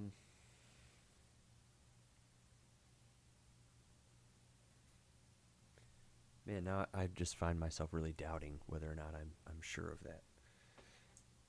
But that's fine because I don't need to really. I mean, this is not where that's going necessarily. So otherwise, I would really tailor it to one instrumentation. Just very specifically, but I can't really do that because I want this to be flexible.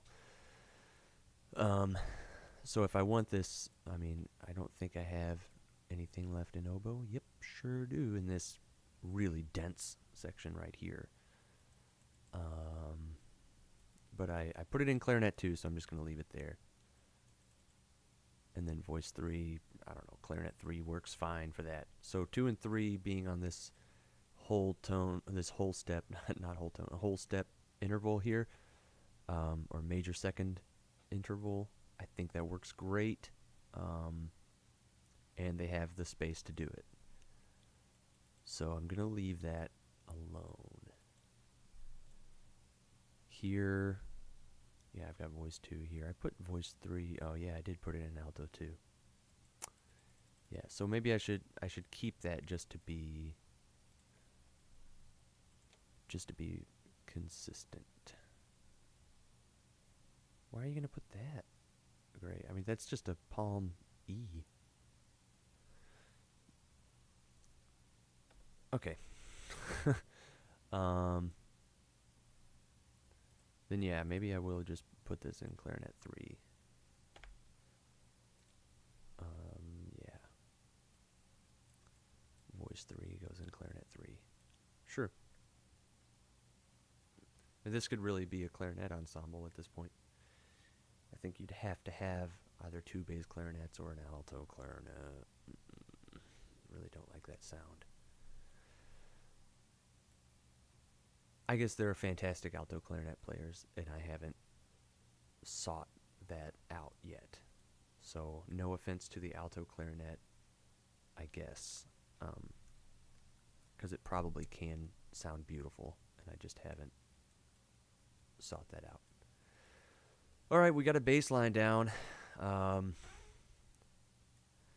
I think I'm going to start working vertically in each section as its own little piece, and start working on these parts like that. So for instance, I've got same thing going on here, voices 5 and 4 doing this. I think I could presumably have another instrument like I have clarinet 2 trilling down here. So I'm going to do that. Unshow that trill, it's fine. I should draw the little dotted lines to make it just keep going. Just keep trilling. Okay. I really don't want it to... I want it to be flat. Is there a way that I can know it's flat? I guess it looks the same coming from each. Yeah. I could... Oh, I think I can...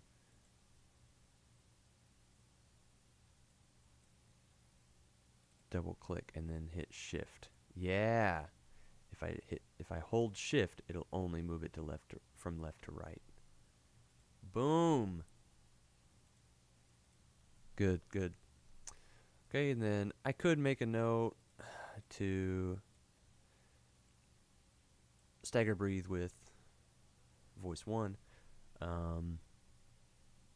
Not gonna do that. Usually composers for this kind of stuff write a little score notes page, or like a to the conductor note.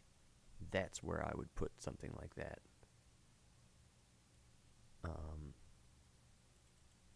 So this would be like to the quartet master, or you know, whatever. I mean this to be played by military bands, especially Army. So I guess to the MPT leader would be an accurate way to put that. So what we've got here is voice 1, voice 2, voice 5. Now voice 3 or 4 gets this melody, and I think I would love to treat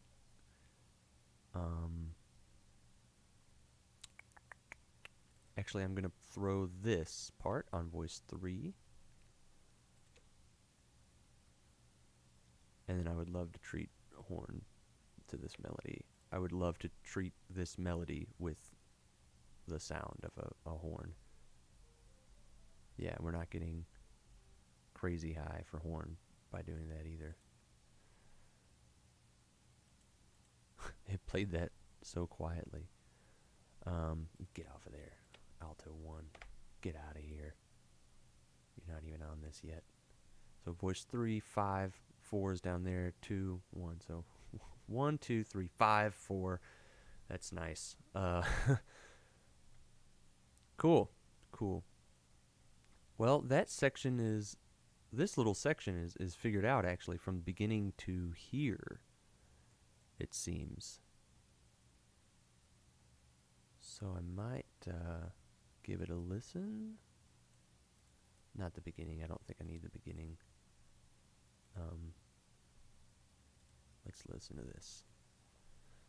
The bass clarinet's not actually going to simile that. Now here's the thing with finale. If you don't catch the beginning sometimes where these dynamics happen, it'll make us an assumption on what the dynamic is going to be based on the last time it played. So that's, horn was probably super loud because earlier when I played it, I don't need these markings. Everything's a solo in a quintet. Most things are, but yeah, so yeah, it just played it really loud right there because of that. So I'll scroll back a little bit.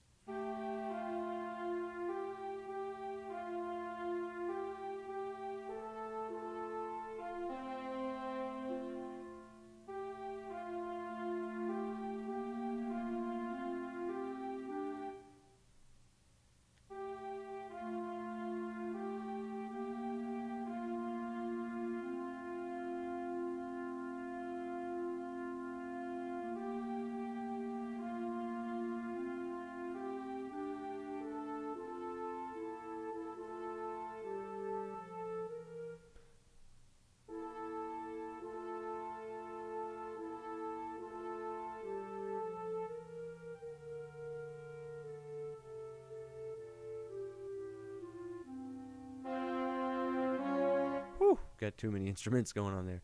Yeah, sorry, I just had to stop that because I heard something really interesting happen, and I wasn't sure about it.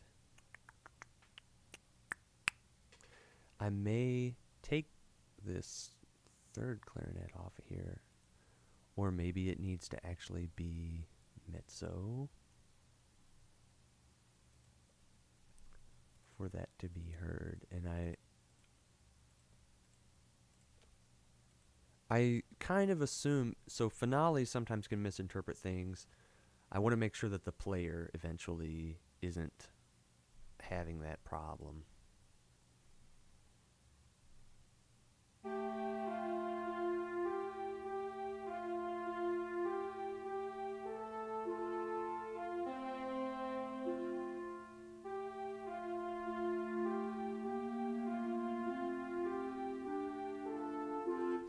I don't think I need that.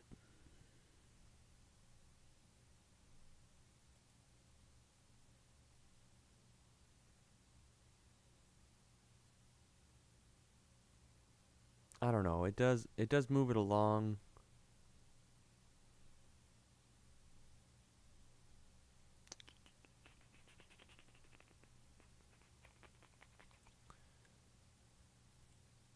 Let's see what happens if I drop both of them down an octave.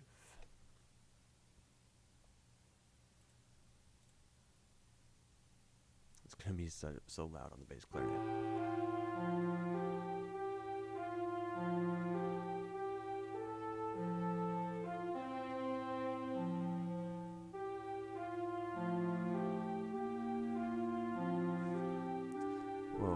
Something weird is happening there because did I not hit the right button? Like what? That should be an F.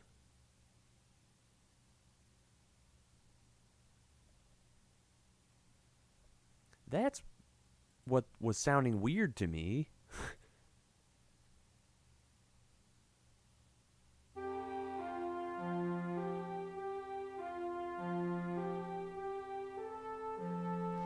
Yeah, oh my gosh. That kind of changes a lot. Wow. Turns out when you have the right bass note, what the heck? What was even happening there? Oh my gosh. Changes everything. Of course, you know.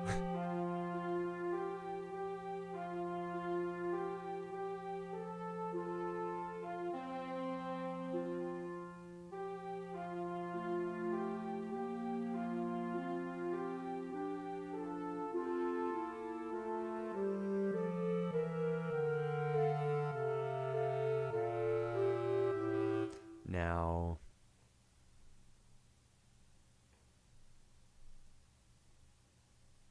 I'm missing voice 3 from this.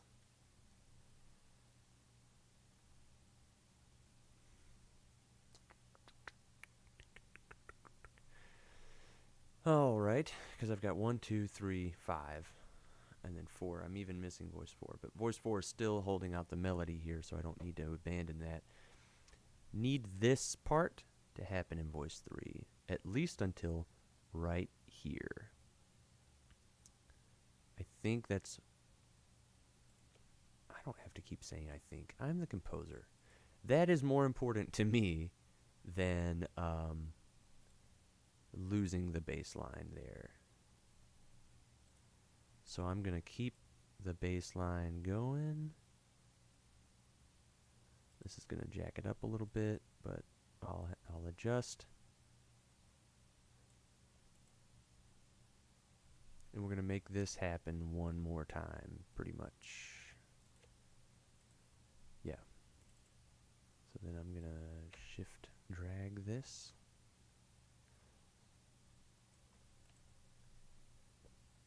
Actually, since it's a different note value, I'm going to go ahead and remark that.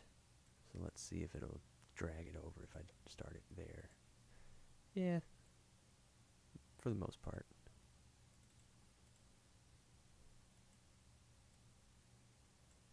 I still want the decrescendo.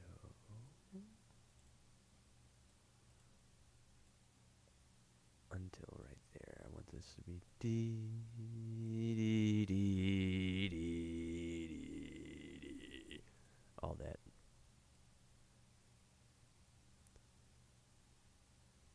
Try not to be too impressed by my awesome singing. Sounded just like a bass clarinet.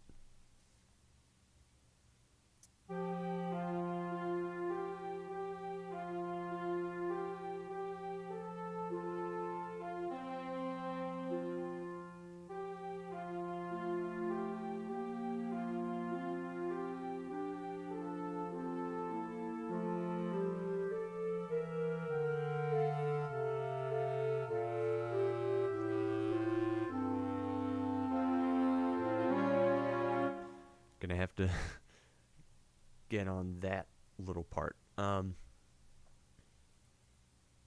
Those few bars there. So,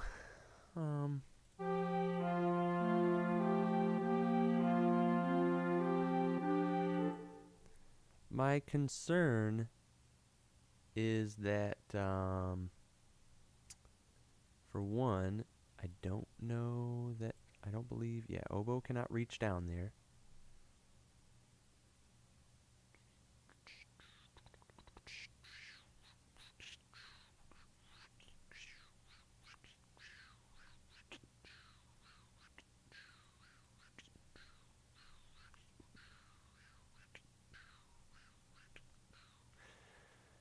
Which means, voice 3.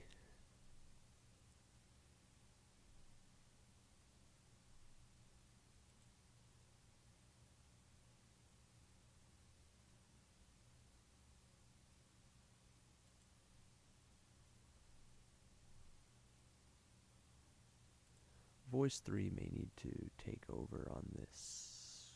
I mean, voice 2 may need to take over on this. in voice 3, we'll need to play this and give this to voice 2. So let's give this to voice 2.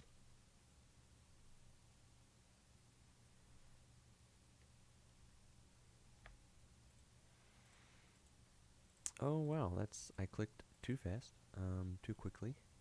Give this to voice 3. We've got voice 2. Yeah, I'm just gonna slowly like phase into having voice 2 be on oboe.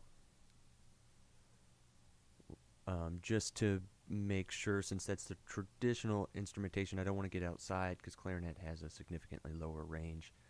So like that note there is amber because it's out of the range of oboe, and I want to make sure I'm not doing that to my voice 2 there. Just in case. I wanted to fit that range of like most instruments that would play it here. So I think the other harmony that I had there was that I'm probably going to have to change it anyway to go along with all the stuff that happened here in the brass. So I'm not worried about it. Clarinet 3 playing this part.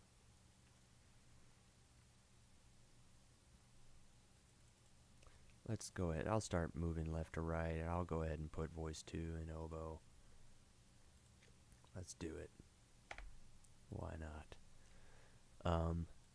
Clarinet 3. So 2 in oboe, 3 in clarinet 3. I think doubling this would not be a bad thing. Let's go ahead and have clarinet do that. So we got flute, oboe, clarinet. Yeah. I think this is going great now. Now I've got my head in the right place. So oboe. Oh my gosh, I keep missing and clicking in the space over here, which sends me rocketing to the right. And then this is where we have all that. These voices here.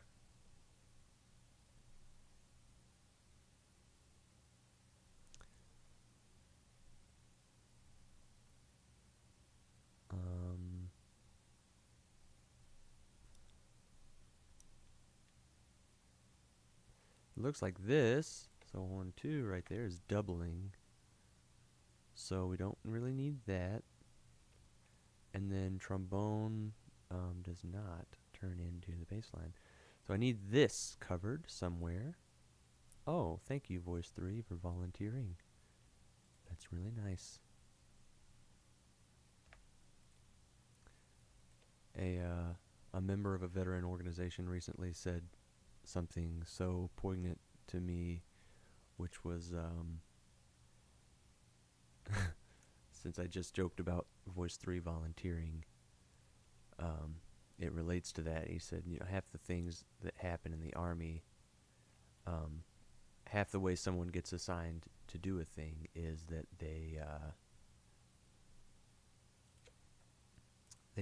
they say like, well, I mean, if nobody else volunteers to do it, go ahead and put me down for it.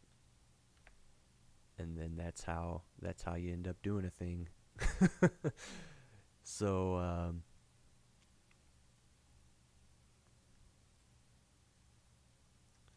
yeah, I thought that just mattered. There was nobody else to do it except voice 3, so voice 3 just got stuck with it. I'm fine with that.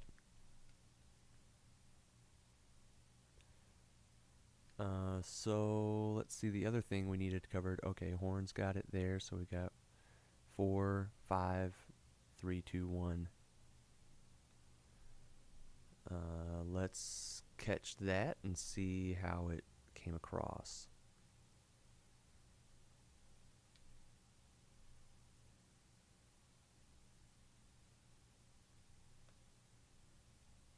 Yeah. Man, this is interesting already. It just like looks interesting. I'm looking at it as a player. It looks interesting. I am gonna repeat this, because why not? Just oh,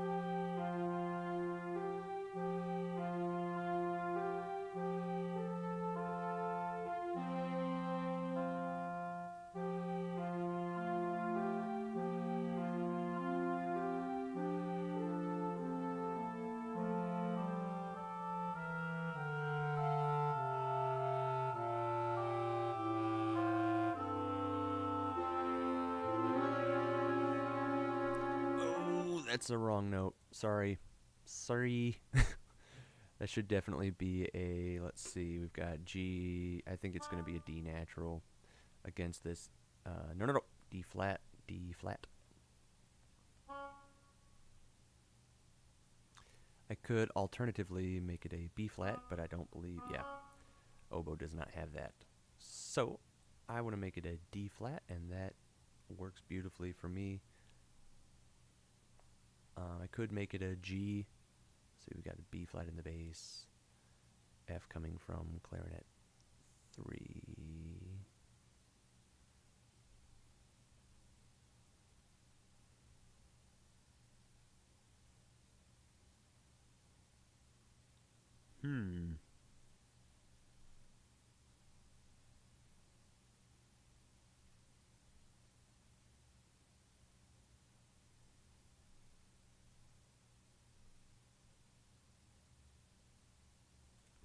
There was a little transition moment that sounded kind of weird to me.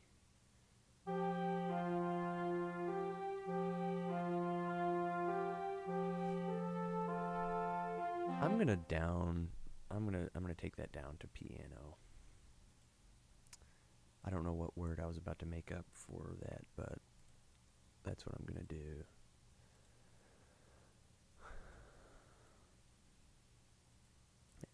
It's just kind of taking over the sound right now, and if finale defaults to doing that, then I may end up with a player doing the same thing.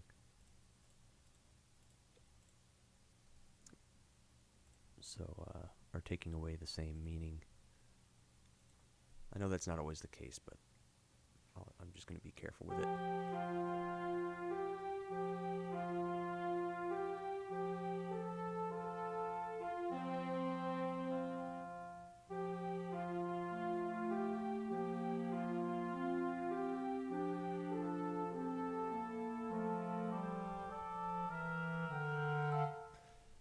You know, may need to rearrange this a little bit. I think those two notes are going to be totally fine happening in bass clarinet. Yeah, it just showed me. You can't do that, guy. You already have notes there.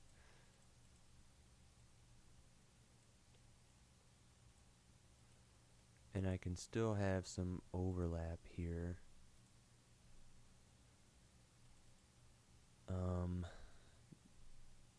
What are we on? A there. That's that does create this minor ninth interval.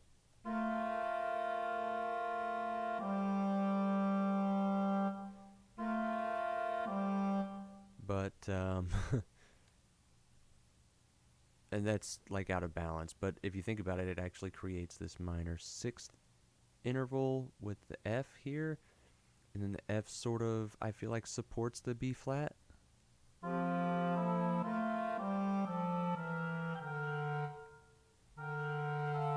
I don't know why the flute is so quiet right here.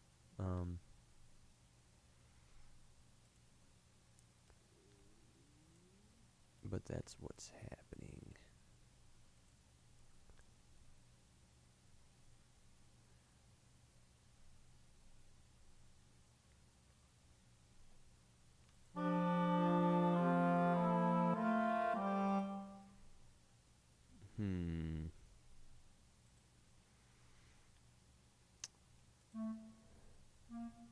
I could support.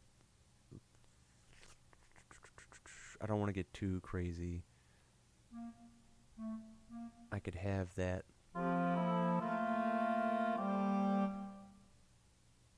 help and make that really a line motion that's departing from clarinet 3 as opposed to having it feel like A is the bass there. Just have that line motion, and then it'll get cleaned way up, and I'm doubling now the flute part an octave down, which,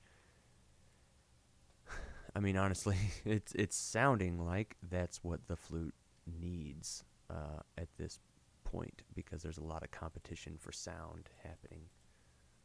So let's do that, and we'll keep it going.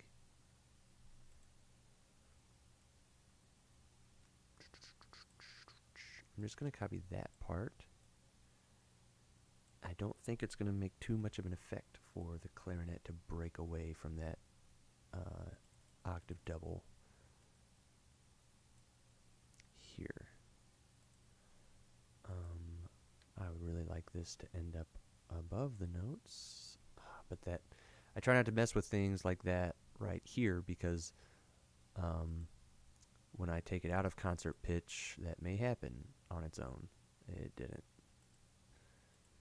Anyway, try not to mess with those things here, because I'll change it now, and then something about the score will be different in a couple seconds, and then it'll revert back, or the change I made won't apply, or something like it won't be necessary, something like that. So I try not to change too much at this stage, because it just might work itself out in the end, and I wasted time then. Let's see. I think this is going to sound a little more cohesive now. Let's see.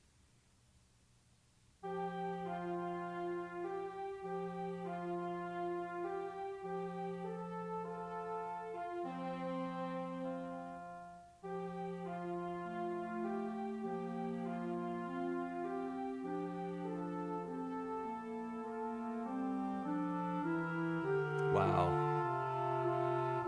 That was a big difference.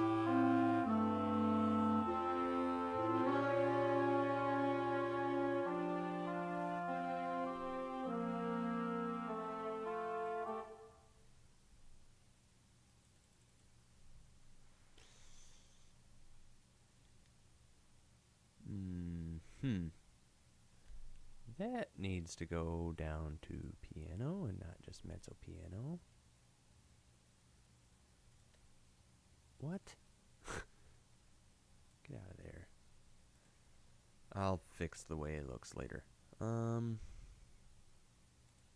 need the solo thing. Let's have voices 1 and 2 be in on that.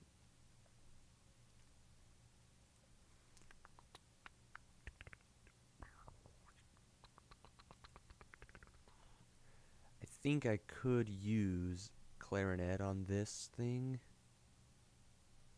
So like flip them, because I believe that a horn can get a really nice delicate sound out of there.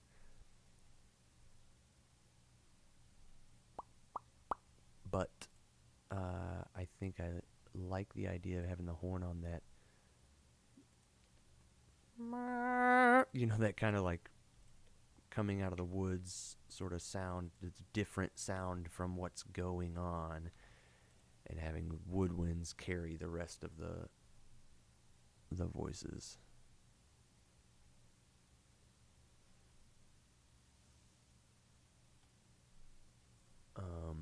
Yeah, having the horn kind of stick out of that texture just for a second. And I could even give the melody a whole lot of finality by having horn jump in right here. And then that sounds, as far as like quintet, that's going to be a huge sound.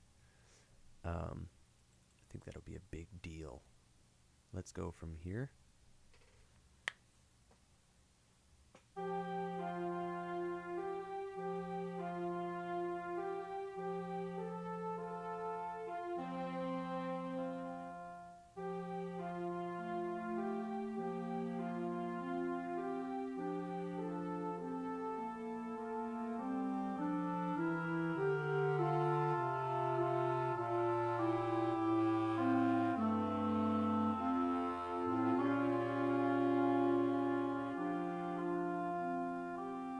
Oh yeah.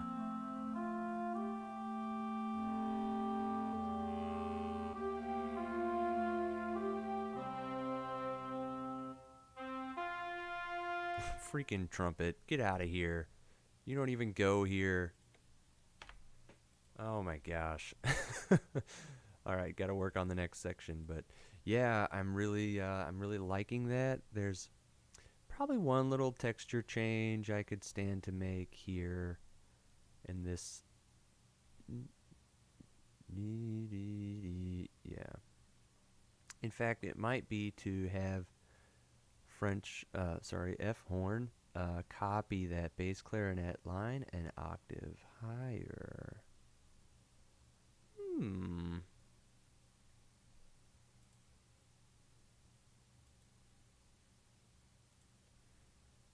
Without the, yeah, I'll have to fix things for sure. Let's get rid of that top note. Let's see how that sounds. It may. Ooh, you know what? It's gonna go. I think it'll go great with the melody because it leaves the melody line right there.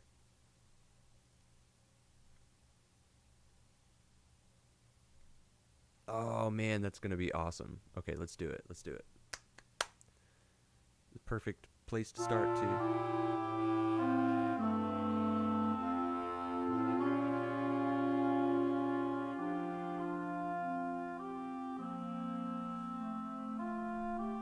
You know what? I don't need oboe to play that D flat and just like double it. Really send it home. Like I think oboe can take a break and um, start at the new melody. So let's do that.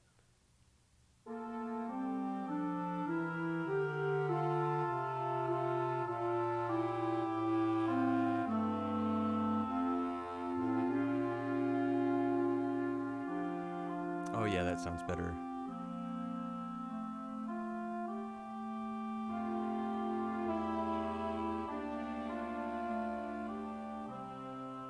Oh man. Oh my gosh. Wow, that really makes that statement powerful when horn is doubling the bass like that. Wow.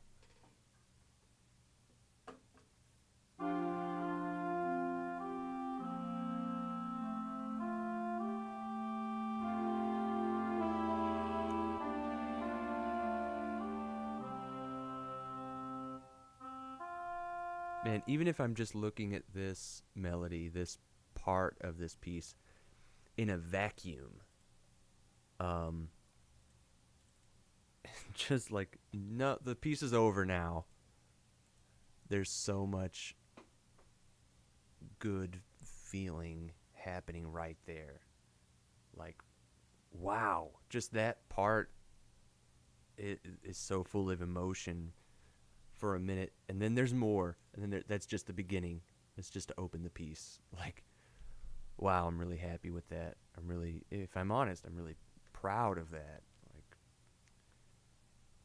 yeah, so that really makes me happy. All right, let's. We've got to drop off some of that stuff. It's not gonna do anything.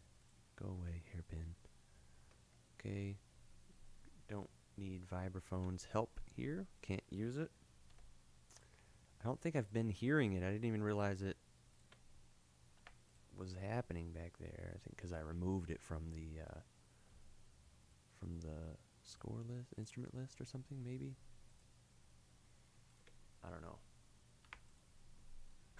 When I end up putting this all out, putting this out to all the instruments, like it's gonna be crazy. Like, what if I have a bass trombone player playing bass clarinet? You know, I don't know. It would be interesting. It would be interesting. But after this, you know, if you want to copy this for a quintet of really specific instrumentation, you know, reach out to me. I can definitely do that for you.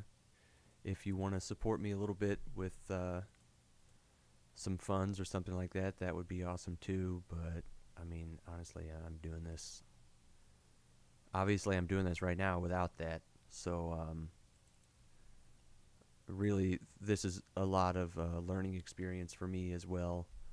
Um, so I'm taking that as my payment. I'm learning. I'm forcing myself to do this and learn how to do it. So there's a lot of stuff going on here in this brass section that I would have to mess with, definitely, to shrink it down, and then that cascading section there. Um, that's something I'll have to save for later. Um, so it looks like while I'm here on it, I'm just scrolling through. Actually, just mindlessly scrolling through. I think I need to just throw this part onto voice 4. Right there. Yep. Put that onto voice 4. I need to have oboe double this trill. So, sorry, I had like a bubble in my throat for a second. So that they can stagger breathe on that. I played oboe for about 1 minute in high school. Thankfully, I had some band directors that really let me explore that. And,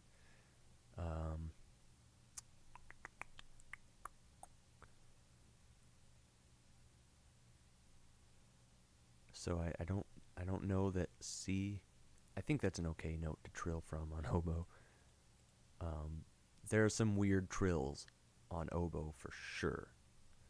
Flute has those little trill keys in the right hand that facilitate a lot of trills, make them a little easier.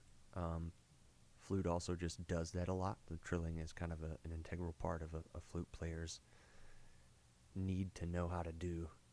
um, but on oboe is not always the case. So I'm looking at this, kind of going back and forth in my mind. This trumpet melody would be very high. Taps in this key would be very high for an F horn. So I'm thinking it needs to be on clarinet instead, which is, I know, a little bit of shouldn't a brass player?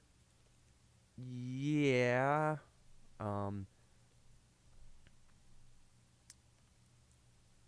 Ideally, but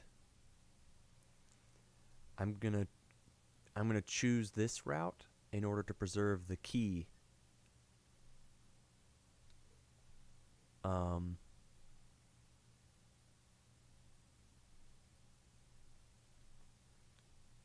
Yeah, in order to preserve the key, and it's traditionally sounded in B flat here. So I'm gonna go this route to preserve that.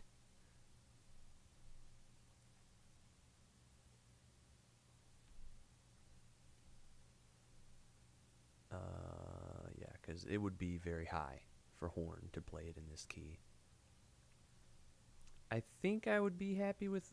Actually, I might be happy with the second voice playing it, with oboe playing it, if that's even the second voice of whatever group. But I don't know. Voices 1 and 2 will be kind of the high voices, and having them trill, especially if it ends up being like 2 flutes on voices 1 and 2, would definitely want them to be on that trill and have the third voice. The third voice is going to be, no matter what, whether it ends up being an alto sax, actually a clarinet,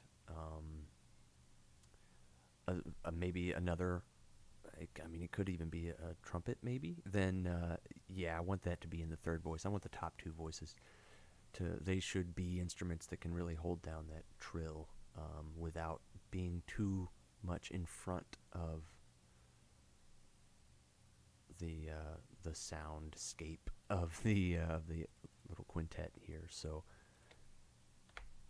I'm gonna put it in voice 3. So we got 1, 2, 3, 5, and then 4 down there. Yep, doing that harmony work. That great counter line to taps. I never thought taps is very nice. Doesn't need a counter line. That just happened naturally. Yeah, we start to get hairy here. Gotta move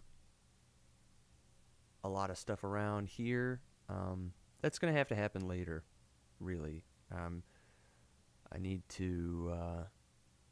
I've been doing this for almost 2.5 hours now with you. Um, if you've joined in, thanks.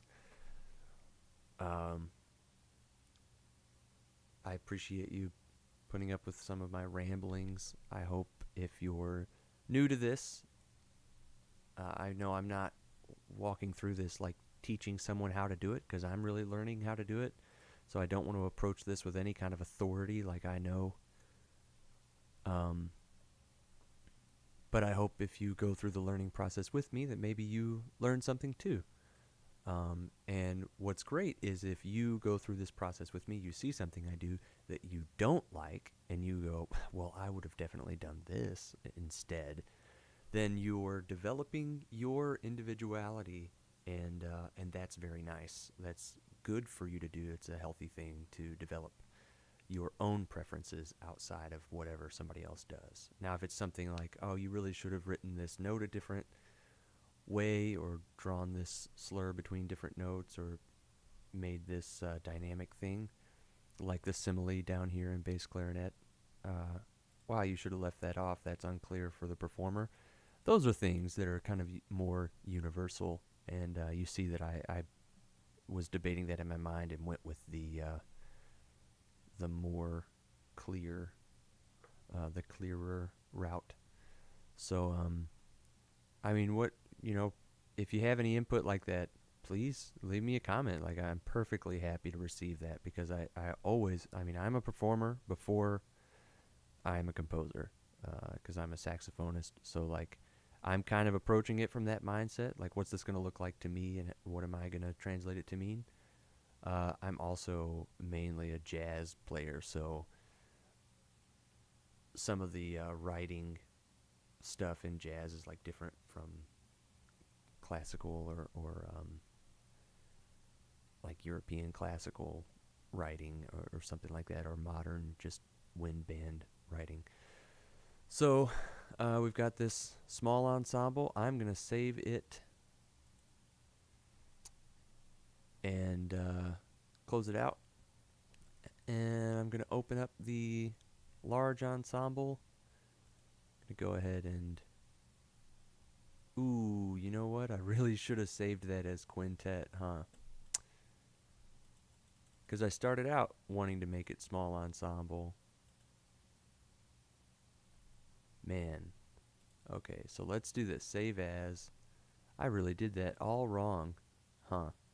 Let's save it as quintet. Quintet already exists? Yeah. Save it over that. I need to open large ensemble now. And I need to save it as small ensemble again. Yep, gotta replace it. All right. So now it looks, I've actually got small ensemble open. So let's open large ensemble. And I just want to get a good listen to this piece one more time. It's been a while since I've listened back to it.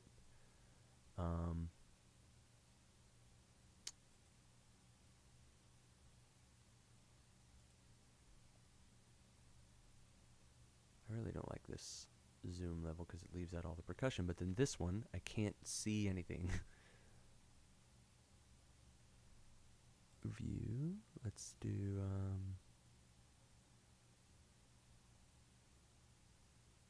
I mean, that puts it right back to this. So what percentage are we at here? Other, custom zoom 3. No, that's not good.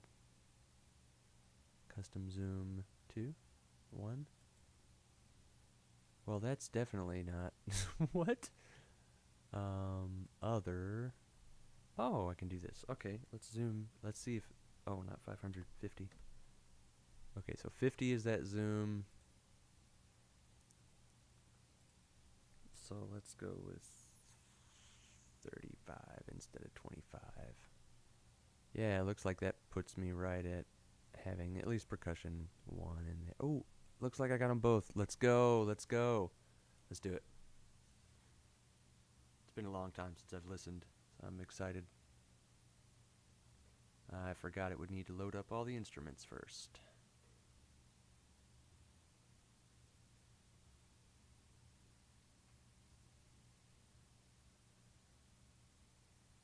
And it did not load up vibraphone.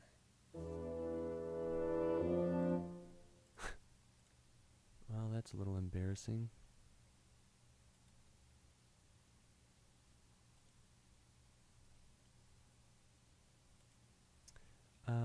How about not piccolo group 1? I don't think that's...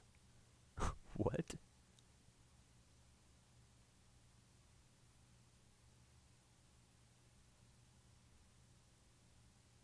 Huh, it doesn't have a vibraphone in there. This should be concert and marching band. So that's weird that it wouldn't have a vibraphone.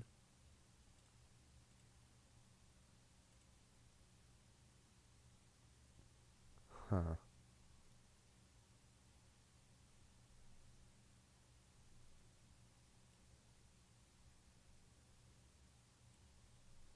I don't know. There's not a whole lot I can do about that.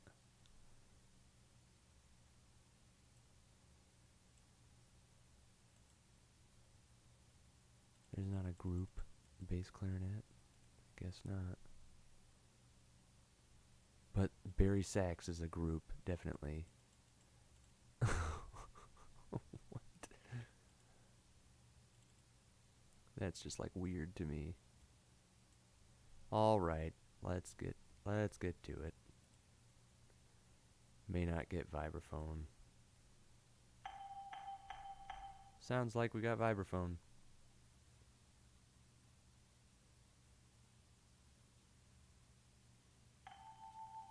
There we go.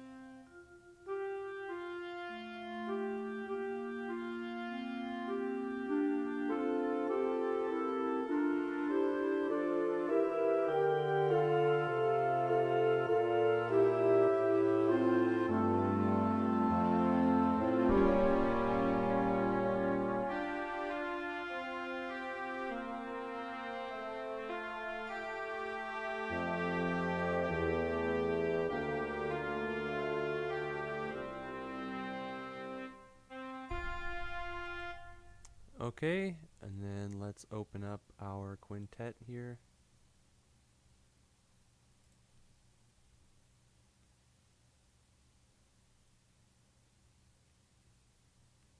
It may not process some of these fermatas, actually.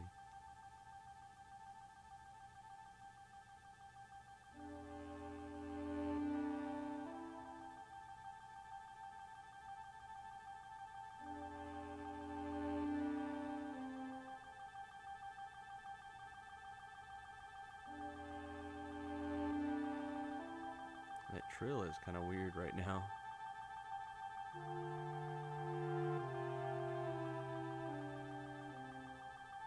I may take out the first measure.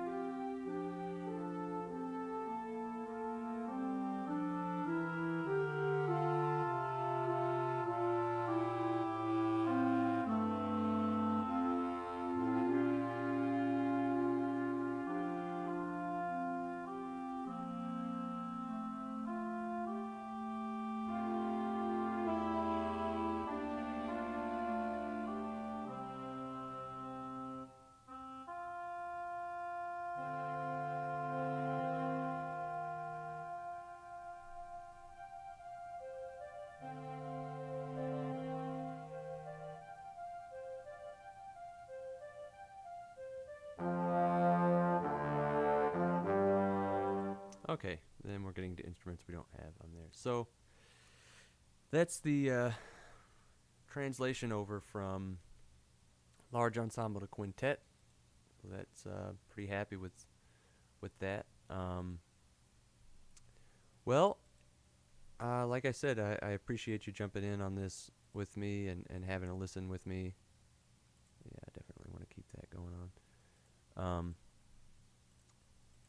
I hope this was as good for you as it was for me. I enjoy getting to do this, so I hope, obviously, if you stuck around this long, you must have enjoyed it on some level. So I appreciate that, and I will see you next time. So have a great day, everybody.